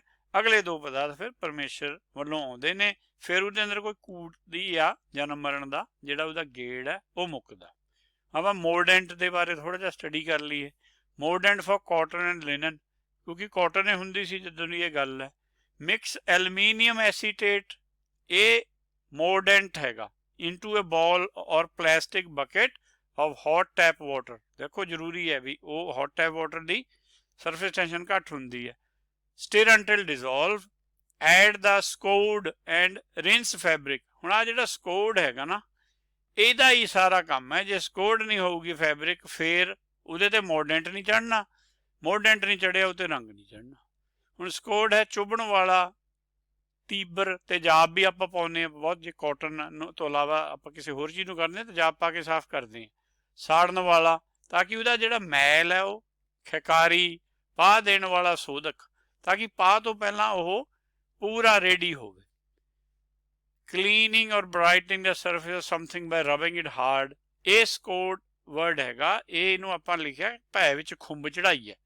ਖੁੰਬ ਦਾ ਮਤਲਬ ਹੈ ਉਹ ਬਿਲਕੁਲ ਖੁੰਬ ਵਰਗਾ ਸਾਫ਼ ਹੋ ਜਾਵੇ। ਹੁਣ ਮੋਰਡੈਂਟ ਦਾ ਕੀ ਕੰਮ ਹੈ? ਰੰਗ ਨੂੰ ਪੱਕਾ ਕਰਨ ਵਾਲਾ। ਮੋਰਡੈਂਟਿੰਗ ਇਹ ਪ੍ਰੋਸੈਸ ਹੈਗਾ। ਰੰਗ ਨੂੰ ਸਵੀਕਾਰਨ ਲਈ ਫਾਈਬਰ ਤਿਆਰ ਕਰਨ ਦੀ ਸਭ ਤੋਂ ਮਹੱਤਵਪੂਰਨ ਪ੍ਰਕਿਰਿਆ ਹੈ ਮੋਰਡੈਂਟਿੰਗ। ਇਹ ਮੋਰਡੈਂਟ ਦੀ ਵਰਤੋਂ ਕਰਨਾ ਸਭ ਤੋਂ ਵੱਧ ਦਰੁਸਤਯੋਗ ਅਤੇ ਲੰਬੇ ਸਮੇਂ ਲਈ ਸਥਿਰ ਰੰਗਾਂ ਨੂੰ ਯਕੀਨੀ ਬਣਾਉਣ ਵਿੱਚ ਸਹਾਇਤਾ ਕਰਦਾ ਹੈ, ਤਾਂ ਕਿ ਰੰਗ ਪੱਕਾ ਰਹੇ, ਕਲੀਨ ਹੋਵੇ ਕੱਪੜਾ, ਕਲੀਨ ਤੇ ਫਿਰ ਮੋਰਡੈਂਟ ਚਾੜਿਆ ਜਾਵੇ, ਮੋਰਡੈਂਟ ਤੇ ਫਿਰ ਡਾਈ ਚੜੀ ਜਾਂਦੀ ਹੈ। ਇਹ ਤਰੀਕਾ ਹੈਗਾ, ਇਹ ਗੁਰੂ ਨਾਨਕ ਜੀ ਨੇ ਸ਼ਲੋਕ 'ਚ ਵਰਤਿਆ। ਇਹ ਹੈਗਾ ਕੌਨਕਰੀਟ। ਇਹਦੇ ਤੋਂ ਫਿਰ ਆਪਾਂ ਦੂਸਰੇ ਤੇ ਜਾਵਾਂਗੇ, ਇਹਦੇ ਤੇ ਆਪਾਂ ਐਬਸਟਰੈਕਟ ਤੇ ਜਾਵਾਂਗੇ। ਪੈ ਵਿੱਚ ਖੁੰਬ ਚੜਾਈ ਹੈ। ਹਾਊ ਟੂ ਸਕੋਰ ਕਾਟਨ, ਇਹ ਵੀ ਦੱਸਿਆ ਹੋਇਆ। Scouring removes the dirt and grease that fiber accumulate during manufacturing and transit, ਉਹ ਹੋ ਜਾਂਦੀ ਹੈ। You really need to use soda ash to score cotton properly. Washing soda is not aggressive enough. ਉਹ ਦੱਸ ਰਹੇ ਆ ਵੀ ਸੋਡਾ ਕਾਟਨ ਚਾਹੀਦੀ ਹੈ, ਜਾਂ ਉਹਨਾਂ ਨੂੰ ਸੋਡਾ ਕਾਟਨ ਨੂੰ ਉਹ ਖੁੰਬ ਕਹਿੰਦੇ ਸੀ। ਜਿਹੜੇ ਸਾਡੇ ਆਪਣੇ ਡਾਇਰ ਸੀ ਉਹ ਸੋਡਾ ਐਸ਼ ਲਿਆਉਂਦੇ ਸੀ, ਉਹਦੇ ਵਿੱਚ ਉਹਨੂੰ ਉਬਾਲਦੇ ਸੀ, ਉਹਨੂੰ ਖੁੰਬ ਕਹਿੰਦੇ ਸੀ। ਉਹ ਖੁੰਬ ਵਾਲੇ ਤੇ ਫਿਰ ਪਾਹ ਲਾਉਂਦੇ ਸੀ। ਪਾਹ ਜਿਹੜਾ modern. First wash the cotton in the washing machine using long programme and very hot water. Use a non bleach washing powder. ਉਹ ਨॉन ਬਲੀਚ ਹੋਣਾ ਜ਼ਰੂਰੀ ਹੈ, ਕਿਉਂਕਿ ਨਹੀਂ ਤਾਂ ਫਿਰ ਉਹ ਬਲੀਚ ਨੇ ਆਪਣਾ ਕੰਮ ਕਰੀ ਜਾਣਾ ਡਾਈ ਦੇ ਅਗੇਂਸਟ।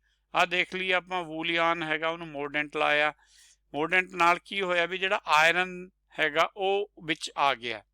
ਆਇਰਨ ਦੇ ਨਾਲ ਹਜੇ ਵੀ ਕੁਛ ਪਾਣੀ ਦੇ ਮੋਲੀਕਿਊਲਸ ਹੈਗੇ ਆ ਬਾਹਰ। ਉਹ ਜਦੋਂ ਡਾਈ ਲਾਉਂਦੇ ਆ ਆਪਾਂ, ਉਹ ਉਹਨਾਂ ਦੇ ਜਿਹੜੇ ਐਚ ਵਰਡ, ਜਿਹੜੇ ਇਹਨਾਂ ਪੜ੍ਹੀ ਹੈ ਕੈਮਿਸਟਰੀ, ਉਹ ਜਾਣਦੇ ਹੋ ਕਿਸ ਤਰ੍ਹਾਂ ਉਹ ਬੌਂਡਿੰਗ ਬਣ ਕੇ ਉਹ ਡਾਈ ਜਿਹੜੀ ਹੈ ਉਹ ਮੋਰਡੈਂਟ ਨੂੰ ਲੱਗ ਰਹੀ ਹੈ, ਵੂਲ ਨੂੰ ਨਹੀਂ ਲੱਗ ਰਹੀ। ਕਹਿਣ ਦਾ ਭਾਵ ਇਹ ਹੈ ਵੀ ਜਿਹੜਾ ਵੂਲ ਸਟਰਕਚਰ ਹੈ ਉਹ ਧੋਤਾ ਹੋਵੇ, ਉਹਨੂੰ ਮੋਰਡੈਂਟ ਲਾਇਆ ਜਾਵੇ, ਡਾਈ ਵੂਲ ਨੂੰ ਨਹੀਂ ਲੱਗਦੀ, ਤਾਂ ਹੀ ਥੋੜ੍ਹੀ ਥੋੜ੍ਹੀ ਉਹ ਹੌਲੀ ਥੋੜ੍ਹੇ ਚਿਰ ਬਾਅਦ ਉਹ ਫਿੱਕੀ ਪੈਂਦੀ ਹੈ, ਕਿਉਂਕਿ ਉਹ ਸਿੱਧੇ ਫੈਬਰਿਕ ਨੂੰ ਨਹੀਂ ਲੱਗੀ ਹੋਈ, ਜਿਹੜਾ ਫੈਬਰਿਕ ਦੇ ਨਾਲ ਮੋਰਡੈਂਟ ਅਟੈਚ ਹੈਗਾ ਉਹਨੂੰ ਲੱਗੀ ਹੋਈ ਆ।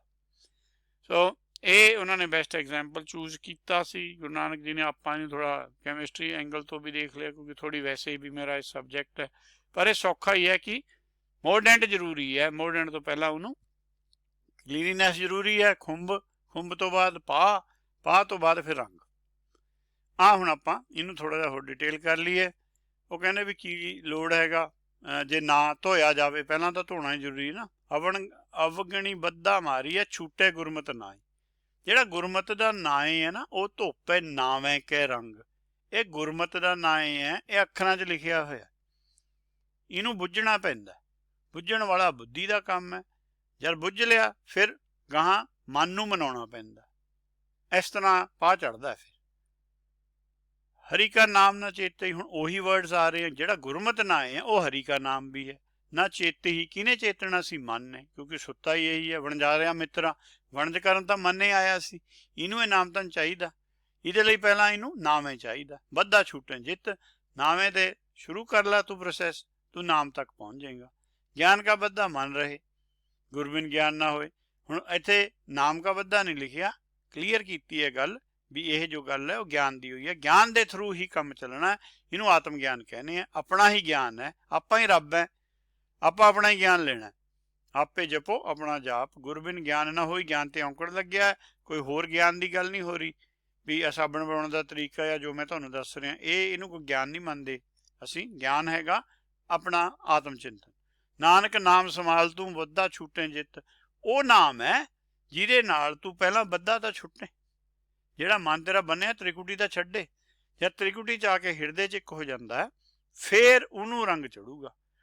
ਪਰ ਜਿਹੜੇ ਆ ਕਰਦੇ ਆ, ਨਿਤਨੇਮ ਕਰ ਲਏ, ਅਖੰਡ ਪਾਠ ਕਰ ਲਏ, ਸੁੱਖਾਂ ਸੁੱਖਣੀਆਂ, ਇਹਦੇ ਬਾਰੇ ਮਹੱਲਾ ਦੂਜਾ ਦਾ ਸ਼ਲੋਕ ਮਸਾਂ ਹੀ ਲੱਭਦਾ ਆਪਾਂ ਨੂੰ। ਉਹਨਾਂ ਦੇ ਜਿਹੜੇ 63 ਸ਼ਲੋਕ ਹੈ, ਮੈਨੂੰ ਹੁੰਦਾ ਕੋਈ ਨਾ ਕੋਈ ਕੰਟਰੀਬਿਊਸ਼ਨ ਉਧਰੋਂ ਵੀ ਲਈਏ। ਅੱਜ ਆਪਾਂ ਨੂੰ ਮਿਲਿਆ ਬੱਧਾ ਚੱਟੀ ਜੋ ਭਰੇ। ਆਪਾਂ ਬੱਧਾ ਚੱਟੀ ਕਰਦੇ ਹਾਂ, ਫਾਰਮੈਲਿਟੀਜ਼ ਕਰਦੇ ਫਿਰਦੇ ਹਾਂ। ਨਾ ਗੁਣ ਨਾ ਉਪਕਾਰ, ਗੁਣ ਨਹੀਂ ਪੈਦਾ ਹੁੰਦੇ ਮਨ 'ਚ, ਨਾ ਤੁਸੀਂ ਕਿਸੇ ਪਰ ਉਪਕਾਰ ਕਰ ਸਕਦੇ ਹੋ। ਕਥਾਵਾਂ ਹੋਈ ਜਾਂਦੀਆਂ, ਜਿਹੜੇ ਆ ਕੀਰਤਨ ਦਰਬਾਰ ਹੈ, ਉਹ ਕੀ ਹੈ? ਉਹ ਗੁਣ ਉਪਕਾਰ ਵਾਲੀ ਤਾਂ ਕਿਸੇ ਨੂੰ ਪੁੱਛੋ ਵੀ ਸਿੱਖ ਕੇ ਕੀ ਆਏ ਆ, ਸਿੱਖਣ ਵਾਲੀ ਤਾਂ ਉੱਥੇ ਗੱਲ ਨਹੀਂ। ਇੰਨਾ ਠੀਕ ਹੈ ਵੀ ਚਲੋ ਸਾਜ਼ ਵਧੀਆ ਵੱਜਦਾ ਸੀ, ਉਹ ਗਵਈਏ ਚੰਗੇ ਸੀ, ਪਰ ਆਹ ਜਿਹੜੀਆਂ ਗੱਲਾਂ ਸਮਝਣ ਵਾਲੀਆਂ, ਜਿਹੜੇ ਅਬੋਲ ਹੈ, ਉਹ ਨਹੀਂ ਉਹ ਦੱਸ ਸਕਦੇ। ਆਮ ਕਥਾਕਾਰ ਵੀ ਜ਼ਿਆਦਾ ਪਹਿਲਾਂ ਤਾਂ ਆਪ ਹੀ ਨਹੀਂ ਪੜ੍ਹੇ ਹੁੰਦੇ ਉਹ, ਜੇ ਕੋਈ ਹੈ ਵੀ ਆਹ ਗੱਲ ਸਮਝਾਉਣੀ ਬੜੀ ਡਿਫੀਕਲਟ ਹੋ ਜਾਂਦੀ ਹੈ। ਬਹੁਤ ਤਕੜੀ ਸਿਲੈਕਟਡ ਆਡੀਅੰਸ ਵਾਸਤੇ ਹੀ ਹੁੰਦਾ ਇਹ। ਭਰੀਏ ਮਤ ਪਾਪਾਂ ਕੇ ਸੰਗੀ, ਜੇ ਸੰਗ ਪਾਪਾਂ ਦਾ ਹੋ ਗਿਆ, ਮਤ ਨੂੰ ਹੋਇਆ, ਉਹਨੇ ਕੁਛ ਗਲਤ ਮੰਨ ਲਿਆ, ਉਹ ਛੱਡ ਦੇਵੇ। ਉਹ ਧੋਪੇ ਨਾਮੇ ਕੇ ਰੰਗੀ, ਉਹ ਜਿਹੜੇ ਭਰਮ ਪਏ ਹੋਏ ਸੀ ਉਹ ਨਾਮ ਛੜਾ ਦੇਗਾ। ਨਾਮੈ ਕੀ ਜਿਹੜੀ ਗੱਲ ਹੈ, ਨਾਵੇਂ ਦੀ ਉਹ ਗੱਲ ਆਉਂਦੀ ਹੈ ਗੁਰਬਾਣੀ 'ਚ। ਖੁੰਬ ਜਿਹੜੀ ਹੈਗੀ ਉਹ ਜਪ ਜਾਂ ਸਕੋਰਿੰਗ ਨਾਵੇਂ ਨੇ ਕਰਨੀ ਹੈ। ਨਾਵੇਂ ਗੁਰਬਾਣੀ 'ਚ ਲਿਖਿਆ ਹੋਇਆ, ਇਹ ਟੈਕਸਟ ਫਾਰਮ 'ਚ ਹੈ, ਵਿਖਿਆਮ ਫਾਰਮ 'ਚ ਹੈ। ਇਹਦੀ ਵਿਆਖਿਆ ਔਰ ਉਹ ਸਮਝ ਕੇ, ਅਬੋਲਾਂ ਨੂੰ ਸਮਝ ਕੇ, ਫਿਰ ਮਨ ਜਿਹੜਾ ਹੈਗਾ ਉਹ ਆਪਣੀ ਜੋ ਅਗਿਆਨਤਾ ਲਈ ਹੈ, ਪਾਪਾਂ ਕਾ ਸੰਗ ਸੀਗਾ ਉਹਦਾ, ਉਹ ਛੱਡ ਦਿੰਦਾ। ਉਹ ਪਾਪਾਂ 'ਚ ਡੁੱਬਿਆ ਨਹੀਂ ਸੀ, ਸੰਗਤ ਕੀਤੀ ਸੀ, ਇੱਕੇ ਪੈਰ ਬਾਹਰ ਗਿਆ ਸੀ, ਉਹ ਆਪਣਾ ਦੂਸਰਾ ਪੈਰ ਬਾਹਰ ਲਿਆਵੇ। ਹੁਣ ਅਖੀਰ 'ਚ ਕਹਿੰਦੇ ਪੁੰਨੀ ਪਾਪੀ ਆਖੜ ਨਾ ਹੀ, ਕਰ ਕਰ ਕਰਨਾ ਲਿਖ ਲੈ ਜਾਓ। ਇੱਕ ਵੱਡੀ ਵੈਰਾਇਟੀ ਹੈ, ਮੈਕਸੀਮਮ 99% ਜਿਹੜੀ ਦੁਨੀਆ ਦੀ ਮੱਤਾਂ ਹੈ ਉਹ ਪੁੰਨੀ ਪਾਪੀ 'ਚ ਫਸੀਆਂ। ਗੁਰੂ ਨਾਨਕ ਜੀ ਕਹਿੰਦੇ ਵੇਦ ਦੀ ਗੱਲ ਉਹਨਾਂ ਨੇ ਨਹੀਂ ਮੰਨਣੀ, ਨਾ ਅੱਜ ਥਾਈਂ ਉਹ ਮੰਨੇ। ਆਪਣੇ ਵੀ ਉਹਨਾਂ ਦੇ ਘਰ 'ਚ ਉਹਨਾਂ ਨੂੰ ਛੱਡ ਕੇ ਆਹ ਜੋ ਦੱਸ ਰਹੇ ਹੈ, ਮੈਨੂੰ ਨਹੀਂ ਲੱਗਦਾ ਹਿਸਟੋਰੀਕਲੀ ਜਿੰਨਾ ਕਿ ਸਾਨੂੰ ਪਤਾ ਕਿਸੇ ਨੇ ਇਹ ਗੱਲ ਮੰਨੀ ਹੈ। ਉਹ ਪੁੰਨੀ ਪਾਪੀ ਹੋਈ ਸੀਗੇ, ਉਹ ਨਹੀਂ ਇਹ ਗੱਲ ਨੂੰ ਮੰਨਦੇ ਵੀ ਇਹ ਹੋ ਸਕਦਾ। ਉਹ ਕਹਿੰਦੇ ਇੱਕ ਪੁੰਨ ਕੀਤਾ, ਉਹਦਾ ਪਾਪ ਕੀਤਾ, ਉਹਦਾ ਇੱਕ ਪੁੰਨ ਕਰਨਾ ਪਊ। ਉਹ ਪਤਾ ਨਹੀਂ ਕਿਹੜੀ ਸਕੇਲ ਹੈ ਉਹਨਾਂ ਕੋਲ ਵੀ, ਉਹਨਾਂ ਨੂੰ ਪਤਾ ਵੀ ਆਹ ਪਾਪ ਹੁੰਦਾ, ਆਹ ਪੁੰਨ ਹੁੰਦਾ, ਇਹਦਾ ਆਹ ਵੇਟੇਜ ਹੈ। ਉਹਨੂੰ ਮੈਟਾਫਿਜ਼ੀਕਲ ਨੂੰ ਫਿਜ਼ੀਕਲ ਬਣਾਉਂਦੇ ਆ। ਕਰ ਕਰ ਕਰਨਾ ਲਿਖ ਲੈ ਜਾਓ। ਉਹ ਕਹਿੰਦੇ ਜੋ ਅਸੀਂ ਕੀਤਾ ਹੋਇਆ ਉਹ ਅਸੀਂ ਲੈ ਕੇ ਜਾਵਾਂਗੇ। ਲੋਕਾਂ ਨੂੰ ਫਸਾਈ ਜਾਂਦੇ ਆ, ਤੂੰ ਆਹ ਕੀਤਾ, ਉਹ ਪਾਠ ਸੁੱਖ ਲਾ, ਉੱਥੇ ਜਾਇਆ। ਉਹ ਸ਼ਾਇਦ ਯਾਦ ਹੋਵੇ ਕਿਸੇ ਨੂੰ ਵੀ ਉਹ ਜਿਹੜੀ ICPK ਮੂਵੀ, ਉਹਨੂੰ 1500 ਕਿਲੋਮੀਟਰ ਦੂਰ ਕਹਿੰਦਾ ਉੱਥੇ ਜਾ ਕੇ ਮੱਥਾ ਟੇਕਿਆ। ਉਹ ਉਹਨੂੰ ਪੁੱਛਦਾ ਹੈ ਫਿਰ ਜਿਹੜਾ ਹੀਰੋ ਹੈ, ਕਹਿੰਦਾ ਰੱਬ ਤਾਂ ਅੰਦਰ ਹੈ, ਤੂੰ 1500 ਕਿਲੋਮੀਟਰ ਕਿਉਂ ਭੇਜ ਰਿਹਾ ਗਰੀਬ ਆਦਮੀ ਨੂੰ? ਸੋ ਇਹੋ ਜਿਹੇ ਭਰਮ ਭੁਲੇਖੇ ਆ ਇਹ ਪੁੰਨੀ ਪਾਪੀਆਂ ਦਾ। ਪਰ ਉਹਨਾਂ ਦਾ ਸਿਸਟਮ ਵਧੀਆ ਚੱਲਦਾ, ਕਿਉਂਕਿ ਸਾਨੂੰ ਵੀ ਲੱਗਦਾ ਵੀ ਅਸੀਂ ਕੁਛ ਕਰੇ ਆਏ ਆ। ਹੁਣ ਪਾਪੀ ਪਾਥਰ ਡੁੱਬਦੇ, ਜਿਹੜੇ ਪਾਪੀ ਹੈ ਉਹ ਤਾਂ ਪੱਥਰ ਰੂਪ ਹੈ, ਉਹਨਾਂ ਨੇ ਤਾਂ ਡੁੱਬਣਾ ਹੀ ਹੈ ਭਾਈ। ਗੁਰਮਤ ਹਰੀ ਤਾਰੇ, ਜਿਹੜੀ ਗੁਰਮਤ ਹੈ ਉਹ ਕਹਿੰਦੀ ਵੀ ਹਰੀ ਨਾਲ ਜੁੜ ਕੇ ਤਰੀਦਾ, ਪਰ ਉਹਨਾਂ ਦੀ ਹਰੀ ਦੀ ਬੜੀ ਪ੍ਰੋਬਲਮ ਆ ਗਈ। ਉਹਨਾਂ ਨੇ ਹਰੀ ਦੇਖੋ ਆ ਰਾਈਟ ਸਾਈਡ ਤੇ, ਪਾਖਾਨ ਗੜ ਕੇ ਮੂਰਤੀ ਕੀਨੀ, ਦੇ ਕੇ ਛਾਤੀ ਪਾਓ, ਜੇ ਮੂਰਤ ਸਾਚੀ ਹੈ ਤਾਂ ਗੜਨ ਹਾਰੇ ਖਾਓ। ਉਹ ਕਾਚੀ ਮੂਰਤ ਨਾਲੇ ਜੋੜਿਆ ਹੋਇਆ, ਕਾਚੇ ਹੀ ਗਿਆਨ ਨਾਲ ਜੋੜਿਆ ਹੋਇਆ। ਕਬੀਰ ਜੀ ਨੂੰ ਕਟਾਕਸ਼ ਕਰਨਾ ਪਿਆ, ਜਦ ਕਿ ਉਹ ਆਪ ਤਾਂ ਹੈਗੇ ਇਸਲਾਮ ਦੇ ਫੇਥ 'ਚੋਂ। ਉਹ ਜਿਹੜੇ ਦੂਸਰੇ ਆਪਣੇ ਸੀਗੇ ਉਸ ਸਮੇਂ ਦੀਆਂ ਮੱਤਾਂ ਮੂਰਤੀ ਪੂਜਕ ਸੀ, ਉਹਨਾਂ ਨੂੰ ਇਹ ਕਹਿ ਰਹੇ ਆ ਵੀ ਇਹ ਕਾਚੀ ਮੂਰਤ ਹੈ, ਇਹ ਕੀ ਦੇ ਦੂਗੀ ਤੁਹਾਨੂੰ? ਸਾਚੀ ਮੂਰਤ ਤੁਹਾਡੇ ਅੰਦਰ ਹੈ, ਉਹਦੇ ਨਾਲ ਕਿਉਂ ਨਹੀਂ ਜੁੜਦੇ? ਉਹਨੂੰ ਹਰੀ ਕਹਿੰਦੇ ਆ। ਹਮ ਪਾਪੀ ਸੰਗ ਗੁਰ ਉਭਰੇ। ਸੰਗੀ ਕੀ ਹੈਗਾ? ਉਹ ਧੋਪੇ ਨਾਵੇਂ ਕੇ ਰੰਗੀ। ਸੰਗੀ ਕਿਹਦਾ ਕਰਨਾ ਸੀ? ਜਿਹੜਾ ਭਰੀਏ ਮਤ ਪਾਪਾਂ ਕੇ ਸੰਗੀ ਸੀ, ਉਹ ਗੁਰ ਦੇ ਨਾਲ ਉਭਰੇਗੀ, ਗੁਰਬਾਣੀ ਦੇ ਨਾਲ ਜੁੜ ਕੇ, ਗੁਰਬਾਣੀ ਦਾ ਗਿਆਨ ਮੰਨ ਕੇ ਉਭਰ ਜੇਗੀ। ਅਜੇ ਡੁੱਬੀ ਹੋਈ ਆ ਅਗਿਆਨਤਾ 'ਚ, ਉਹ ਜਿਹੜਾ ਗਿਆਨ ਹੈ ਉਹਨੂੰ ਉਭਾਰੇਗਾ। ਪੁੰਨ ਸਤਿਗੁਰ ਕੇਰਾ, ਉਹ ਤੋਂ ਬਾਅਦ ਤੂੰ ਸਤਿਗੁਰ ਨਾਲ ਜੁੜੇਗਾ, ਫੇਰ ਅਸਲੀ ਪੁੰਨ ਸ਼ੁਰੂ ਹੋਣਾ। ਪਾਪ ਛੱਡਣਾ ਤਾਂ ਇਹੀ ਹੈ ਵੀ ਅਜੇ ਗੁਰਬਾਣੀ ਆਪਾਂ ਪੜ੍ਹ ਲਈਏ, ਮੰਨ ਲਈਏ, ਸਮਝ ਲਈਏ। ਇਹਦੇ ਨਾਲ ਜਿਹੜਾ ਸਾਡਾ ਅਗਲੀ ਅਵਸਥਾ ਜਿਹੜੀ ਹੈ ਉਹ ਸਾਡੇ ਕੋਲ ਆ ਜਾਏਗੀ। ਆਪਾਂ ਹੁਣ ਪਾਪ ਪੁੰਨ ਦੀ ਥੋੜ੍ਹੀ ਜਿਹੀ ਡਿਸਕਸ਼ਨ ਕਰ ਲਈਏ, ਕਿਉਂਕਿ ਗੁਰਬਾਣੀ ਅੰਦਰ ਪਾਪ ਪੁੰਨ ਦਾ ਕੋਈ ਭੁਲੇਖਾ ਨਹੀਂ ਹੈ, ਪਰ ਸਿੱਖਾਂ ਅੰਦਰ ਬਹੁਤ ਤਕੜਾ ਭੁਲੇਖਾ ਹੈ, ਕਿਉਂਕਿ ਅਸੀਂ ਆਪਣੀ ਗੁਰਬਾਣੀ ਤੋਂ ਨਹੀਂ ਬੁੱਝਿਆ ਪਾਪ ਪੁੰਨ ਕੀ ਹੈ। ਅਸੀਂ ਇਹੀ ਸੋਚੀ ਜਾਂਦੇ ਹਾਂ ਕਿ ਕੋਈ ਪਾਪ ਪੁੰਨ ਹੁੰਦਾ। ਇਹ ਵਨ ਵੇ ਟ੍ਰੈਫਿਕ ਹੈ। जब हम होते तब तुम ना ही। जे तो होमे है फिर नाम नहीं है, जे नाम है तो होमे नहीं है। जे पाप पुण्य है फिर हुक्म नहीं है, जे हुक्म है फिर पाप पुण्य नहीं है।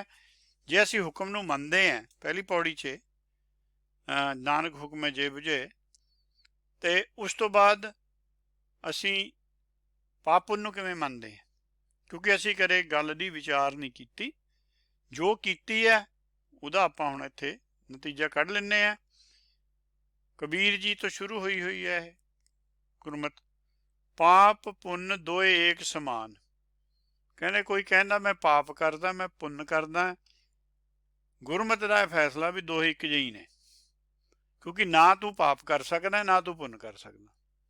ਇਹ ਤੈਨੂੰ ਵਹਿਮ ਪੈ ਗਿਆ ਵੀ ਅੱਜ ਕਿਸੇ ਨੂੰ ਰੋਟੀ ਖਵਾਤੀ ਪੁੰਨ ਕਰਤਾ, ਅੱਜ ਕੋਈ ਤੇਰੀ ਕਾਰ ਦੇ ਥੱਲੇ ਆ ਕੇ ਕੀੜੀ ਮਰ ਗਈ ਤੇਰਾ ਪਾਪ ਹੋ ਗਿਆ। ਇਹ ਦੋਹੇ ਹੁਕਮ ਸੀ, ਇਹਨਾਂ ਤੋਂ ਉੱਪਰ ਤੁਰ, ਇਹ ਵਿਚਾਰਧਾਰਾ ਨੂੰ ਬਿਲਕੁਲ ਅੱਗੀ ਛੇਤੀ ਜਾ, ਗੁਰਮਤ ਤੋਂ ਫੈਸਲਾ ਲੈ। ਨਿਜ ਕਰ ਪਾਰਸ ਤਜੋ ਗੁਣ ਆਣ। ਜਿਹੜਾ ਆਪਣੇ ਨਿਜ ਕਰ ਹਿਰਦੇ ਦੇ ਵਿੱਚ ਬੈਠਾ ਹੈ ਮੇਰਾ ਮੂਲ ਪਾਰਸ, ਉਹਦੇ ਕੋਲ ਤਾਂ ਰਸ ਹੈਗਾ, ਇਹ ਪੱਥਰ ਨਹੀਂ ਹੈ ਪਾਰਸ, ਇਹ ਚੇਤਨ ਮੂਲ ਦੀ ਗੱਲ ਹੈ। ਉਹ ਨਿਜ ਘਰ ਹਿਰਦੇ 'ਚ ਬੈਠਾ, ਉਹਦੇ ਨਾਲ ਆ ਕੇ ਜੁੜ ਜਾ। ਤਜੋ ਗੁਣ ਆਣ, ਜਿਹੜੇ ਆਹ ਦੂਸਰੇ ਔਗੁਣ ਲਈ ਫਿਰਦਾ, ਗੁਣ ਆਣ ਦਾ ਅਰਥ ਹੈਗਾ ਜਿਹੜੇ ਤਿੰਨ ਲਈ ਫਿਰਦਾ, ਮਾਇਆ ਦੇ, ਰਜੋ ਤਮੋ ਸਤੋ। ਤਾਂ ਹੀ ਇਹਨੂੰ ਲਿਖਿਆ ਹੈ ਮੰਨੈ ਮਗੁਨ ਚੱਲੇ ਪੰਥ। ਇਹ ਜਿਹੜੇ ਦੂਸਰੇ ਆ ਉਹ ਛੱਡ ਦੇ, ਮਗੁਨ ਪੰਥ 'ਚ ਆ ਜਾ। ਮਗੁਨ ਪੰਥ ਕੀ ਹੈ? ਨਿਜ ਕਰ ਪਾਰਸ, ਆਪਣੇ ਹਿਰਦੇ ਦੇ ਵਿੱਚ ਜਿਹੜਾ ਬੈਠਾ ਉਹਦੇ ਨਾਲ ਜੁੜ ਜਾ। ਕੋਈ ਤੇਰੇ ਪਰ ਪਾਪ ਪੁੰਨ ਦਾ ਰੂਲ ਨਹੀਂ ਲੱਗਣਾ। ਪਾਪ ਪੁੰਨ ਹਮਰੇ ਵਸੀ ਨਾਹੀ, ਇਹ ਪੰਚਮ ਪਾਤਸ਼ਾਹ ਨੇ ਕਿਹਾ। ਜੀਵ ਦੇ ਵੱਸ ਥੋੜ੍ਹੀ ਹੈ ਪਾਪ ਪੁੰਨ, ਜਿਹੜੇ ਸਮਝੀ ਬੈਠਾ, ਕਿਉਂਕਿ ਇਹਨੂੰ ਸਮਝਾਇਆ ਕਿਹਨੇ ਹੈ? ਜਿਹਨੇ ਸਮਝਾਇਆ ਉਹ ਤਾਂ ਆਪ ਅਜੇ ਹਾਂ ਆਪ ਡੂਬੇ ਚੋਹ ਬੇਦ ਮੈਂ ਚੇਲੇ ਦੀਏ ਵਹਾਏ। ਉਹਨਾਂ ਦੀਆਂ ਗੱਲਾਂ ਅਸੀਂ ਵੀ ਸੁਣੀ ਜਾਂਦੇ ਹਾਂ। ਜਿੰਨੀ ਕੱਚੀ ਗੱਲ ਕਰੋ ਉਨੀ ਸਿੱਖਾਂ 'ਚ ਬਹੁਤ ਫੈਲਦੀ ਹੈ, ਜਿੰਨੀ ਉੱਚੀ ਗੱਲ ਕਰੋ ਸੱਚ ਦੇ ਪਿੱਛੇ ਤਾਂ ਲੜਾਈ ਹੋ ਜਾਂਦੀ ਹੈ, ਬੋਲਣੇ ਨਹੀਂ ਦਿੰਦੇ ਤੁਹਾਨੂੰ ਸਟੇਜਾਂ ਤੋਂ। ਤੋ ਇਹ ਗੱਲਾਂ ਨਹੀਂ ਚਾਹੀਦੀਆਂ। ਜੇ ਹੁਣ ਨਹੀਂ ਆਪਾਂ ਸੱਚ ਪ੍ਰਗਟ ਕਰਾਂਗੇ, ਸੱਚ ਦਾ ਪ੍ਰਗਟ ਹੁਣ ਤੋਂ ਰਹਿੰਦਾ ਨਹੀਂ ਹੈ, ਸ਼ਰਮਸਾਰ ਤਾਂ ਆਪਾਂ ਨੂੰ ਹੋਣਾ ਹੀ ਪਊ। ਰਸਕ ਰਸਕ ਨਾਨਕ ਗੁਣ ਗਾਹੀ। ਹੁਣ ਨਾਨਕ ਜੀ ਕਹਿੰਦੇ ਵੀ ਮੈਂ ਆਪਣੇ ਮੂਲ ਦੇ ਨਾਲ ਤਾਂ ਜੁੜਦਾ ਹਾਂ ਕਿਉਂਕਿ ਮੈਂ ਮੂਲ ਦੇ ਗੁਣ ਗਾਉਣਾ। ਪੰਚਮ ਪਾਤਸ਼ਾਹ ਕਹਿੰਦੇ ਅਸੀਂ ਕੋਈ ਗੁਣ ਨਹੀਂ ਗਾਇਆ, ਅਸੀਂ ਸਾਰੀ ਰਾਤ ਹੀ ਬਹੁਤ ਵਾਰ ਉਹਨੂੰ ਗੁਣ ਗਾਉਣਾ ਸਮਝਦੇ ਹੀ ਕਿਸੇ ਅੱਖਰ ਨੂੰ ਰਟੀ ਜਾਂਦੇ ਬੈਠੇ, ਪਾਣੀ ਵੀ ਪੜ੍ਹੀ ਜਾਂਦੇ ਆ ਵਿੱਚ ਅੱਖਰ ਵੀ ਰਟੀ ਜਾਂਦੇ ਆ। ਦੋਹੇ ਨਹੀਂ ਚੱਲਣੇ, ਦੋਹਾਂ 'ਚੋਂ ਇੱਕ ਤਾਂ ਗਲਤ ਹੈ ਹੀ। ਜੇ ਬਾਣੀ ਪੜ੍ਹੀ ਹੈ ਫਿਰ ਅੱਖਰ ਦੀ ਕੋਈ ਵੈਲਿਊ ਨਹੀਂ ਹੈ, ਫਿਰ ਬਾਣੀ ਸਮਝੋ ਭਾਈ। ਜੇ ਬਾਣੀ ਤੁਸੀਂ ਨਹੀਂ ਸਮਝ ਕੇ ਅੱਖਰ ਰਟਣਾ, ਫਿਰ ਜੋਗਮਤ ਵਾਲੇ ਤਾਂ ਰਟਦੇ ਹੀ ਰਹੇ ਆ। ਇਹ ਤਾਂ ਗੌਤਮ ਬੁੱਧ ਤੋਂ ਸ਼ੁਰੂ ਹੋਇਆ ਹੈ ਕੰਮ, ਅਤੇ ਅੱਜ ਤੱਕ ਦੇਖ ਲਓ ਉਹਨਾਂ ਦੀ ਜੋ ਗੁਰਬਾਣੀ ਦੇ ਵਿੱਚ ਕਿੰਨਾ ਕੁ ਉਹਨਾਂ ਬਾਰੇ ਅਸੀਂ ਪੜ੍ਹਿਆ ਵੀ ਉਹਨਾਂ ਨੂੰ ਮੁਕਤ ਮੰਨਿਆ ਗਿਆ। ਸਭ ਤੋਂ ਵੱਡੀ ਪ੍ਰੋਬਲਮ ਕੀ ਹੈ ਕਿ ਹਉਂ ਵਿੱਚ ਪਾਪ ਪੁੰਨ ਵਿਚਾਰ। ਜਿੰਨੇ ਸਿਮਰਤ ਸ਼ਾਸਤਰ ਲਿਖਣ ਵਾਲੇ ਸੀ, ਕੋਈ ਰਿਸ਼ੀ ਸੀ, ਚਾਹੇ ਵੇਦ ਵਿਆਸ ਮੰਨਦੇ ਆ ਚਾਹੇ ਵਾਲਮੀਕ ਮੰਨਦੇ ਆ, ਜਿਹੜੇ ਉਹਨਾਂ ਦੇ ਆ। ਸਾਡੇ ਵੇਦ ਵਿਆਸ ਔਰ ਵਾਲਮੀਕ 'ਚ ਫਰਕ ਹੈ, ਹਮਰੇ ਔਰ ਤੁਮਰੇ ਦੋਹੇ ਅਲੱਗ ਅਲੱਗ ਹੈ। ਜਿਹੜੇ ਹਉਂ ਵਿੱਚ ਸੀ, ਜਿਹੜੇ ਆਪ ਅੰਨੇ ਸੀ, ਉਹ ਦੂਸਰੇ ਨੂੰ ਕਿਆ ਰਾਹ ਦਿਖਾਉਣਗੇ? ਉਹ ਹਉਂ ਦੇ ਵਿੱਚ ਆਪ ਸੀ, ਪਾਪ ਪੁੰਨ ਦੀ ਵਿਚਾਰ ਕਰਨ ਬਹਿ ਗਏ। ਉਹਨਾਂ ਨੂੰ ਕਹਿਣਾ ਪਿਆ ਗੁਰੂ ਨਾਨਕ ਜੀ ਨੂੰ, ਉਹਨਾਂ ਦੀ ਪਾਪ ਪੁੰਨ ਦੀ ਵਿਚਾਰ ਦਾ ਕੋਈ ਮੀਨਿੰਗ ਹੀ ਨਹੀਂ ਹੈਗਾ। ਗੁਰਮਤਿ ਕਹਿੰਦੀ ਹੈ ਪਾਪ ਪੁੰਨ ਹਮਰੇ ਵਸੀ ਨਾਹੀ, ਥੋਤੋਂ ਜੋ ਵੀ ਹੈ ਕਰਾਇਆ ਜਾ ਰਿਹਾ। ਜੇ ਤੁਸੀਂ ਸੋਚਣ ਲੱਗ ਗਏ ਜਬੇ ਜਾਣੇ ਮੈਂ ਕਿਛ ਕਰਤਾ, ਤੁਸੀਂ ਫਿਰ ਫਸ ਗਏ। ਗੁਰਮਤਿ ਦਾ ਬਹੁਤ ਇੱਕ ਸਪਸ਼ਟ ਨਜ਼ਰੀਆ ਹੈ ਜਿਹੜਾ ਕਿ ਸਾਨੂੰ, ਅਸੀਂ ਅਜੇ ਨੇੜੇ ਤੇੜੇ ਵੀ ਨਹੀਂ ਹਾਂ ਉਸਦੇ, ਕਿਉਂਕਿ ਵਿਚਰਦਾ ਹੀ ਰਹਿਣਾ ਮੈਂ ਲੋਕਾਂ ਦੇ ਵਿੱਚ। ਅਜੇ ਤੱਕ ਇਹ ਗੱਲਾਂ ਸਾਨੂੰ ਕਿਸੇ ਨੇ ਕਲੀਅਰ ਨਹੀਂ ਕੀਤੀਆਂ, ਇਹ ਕਲੀਅਰ ਸਾਨੂੰ ਹੋਣੀਆਂ ਚਾਹੀਦੀਆਂ।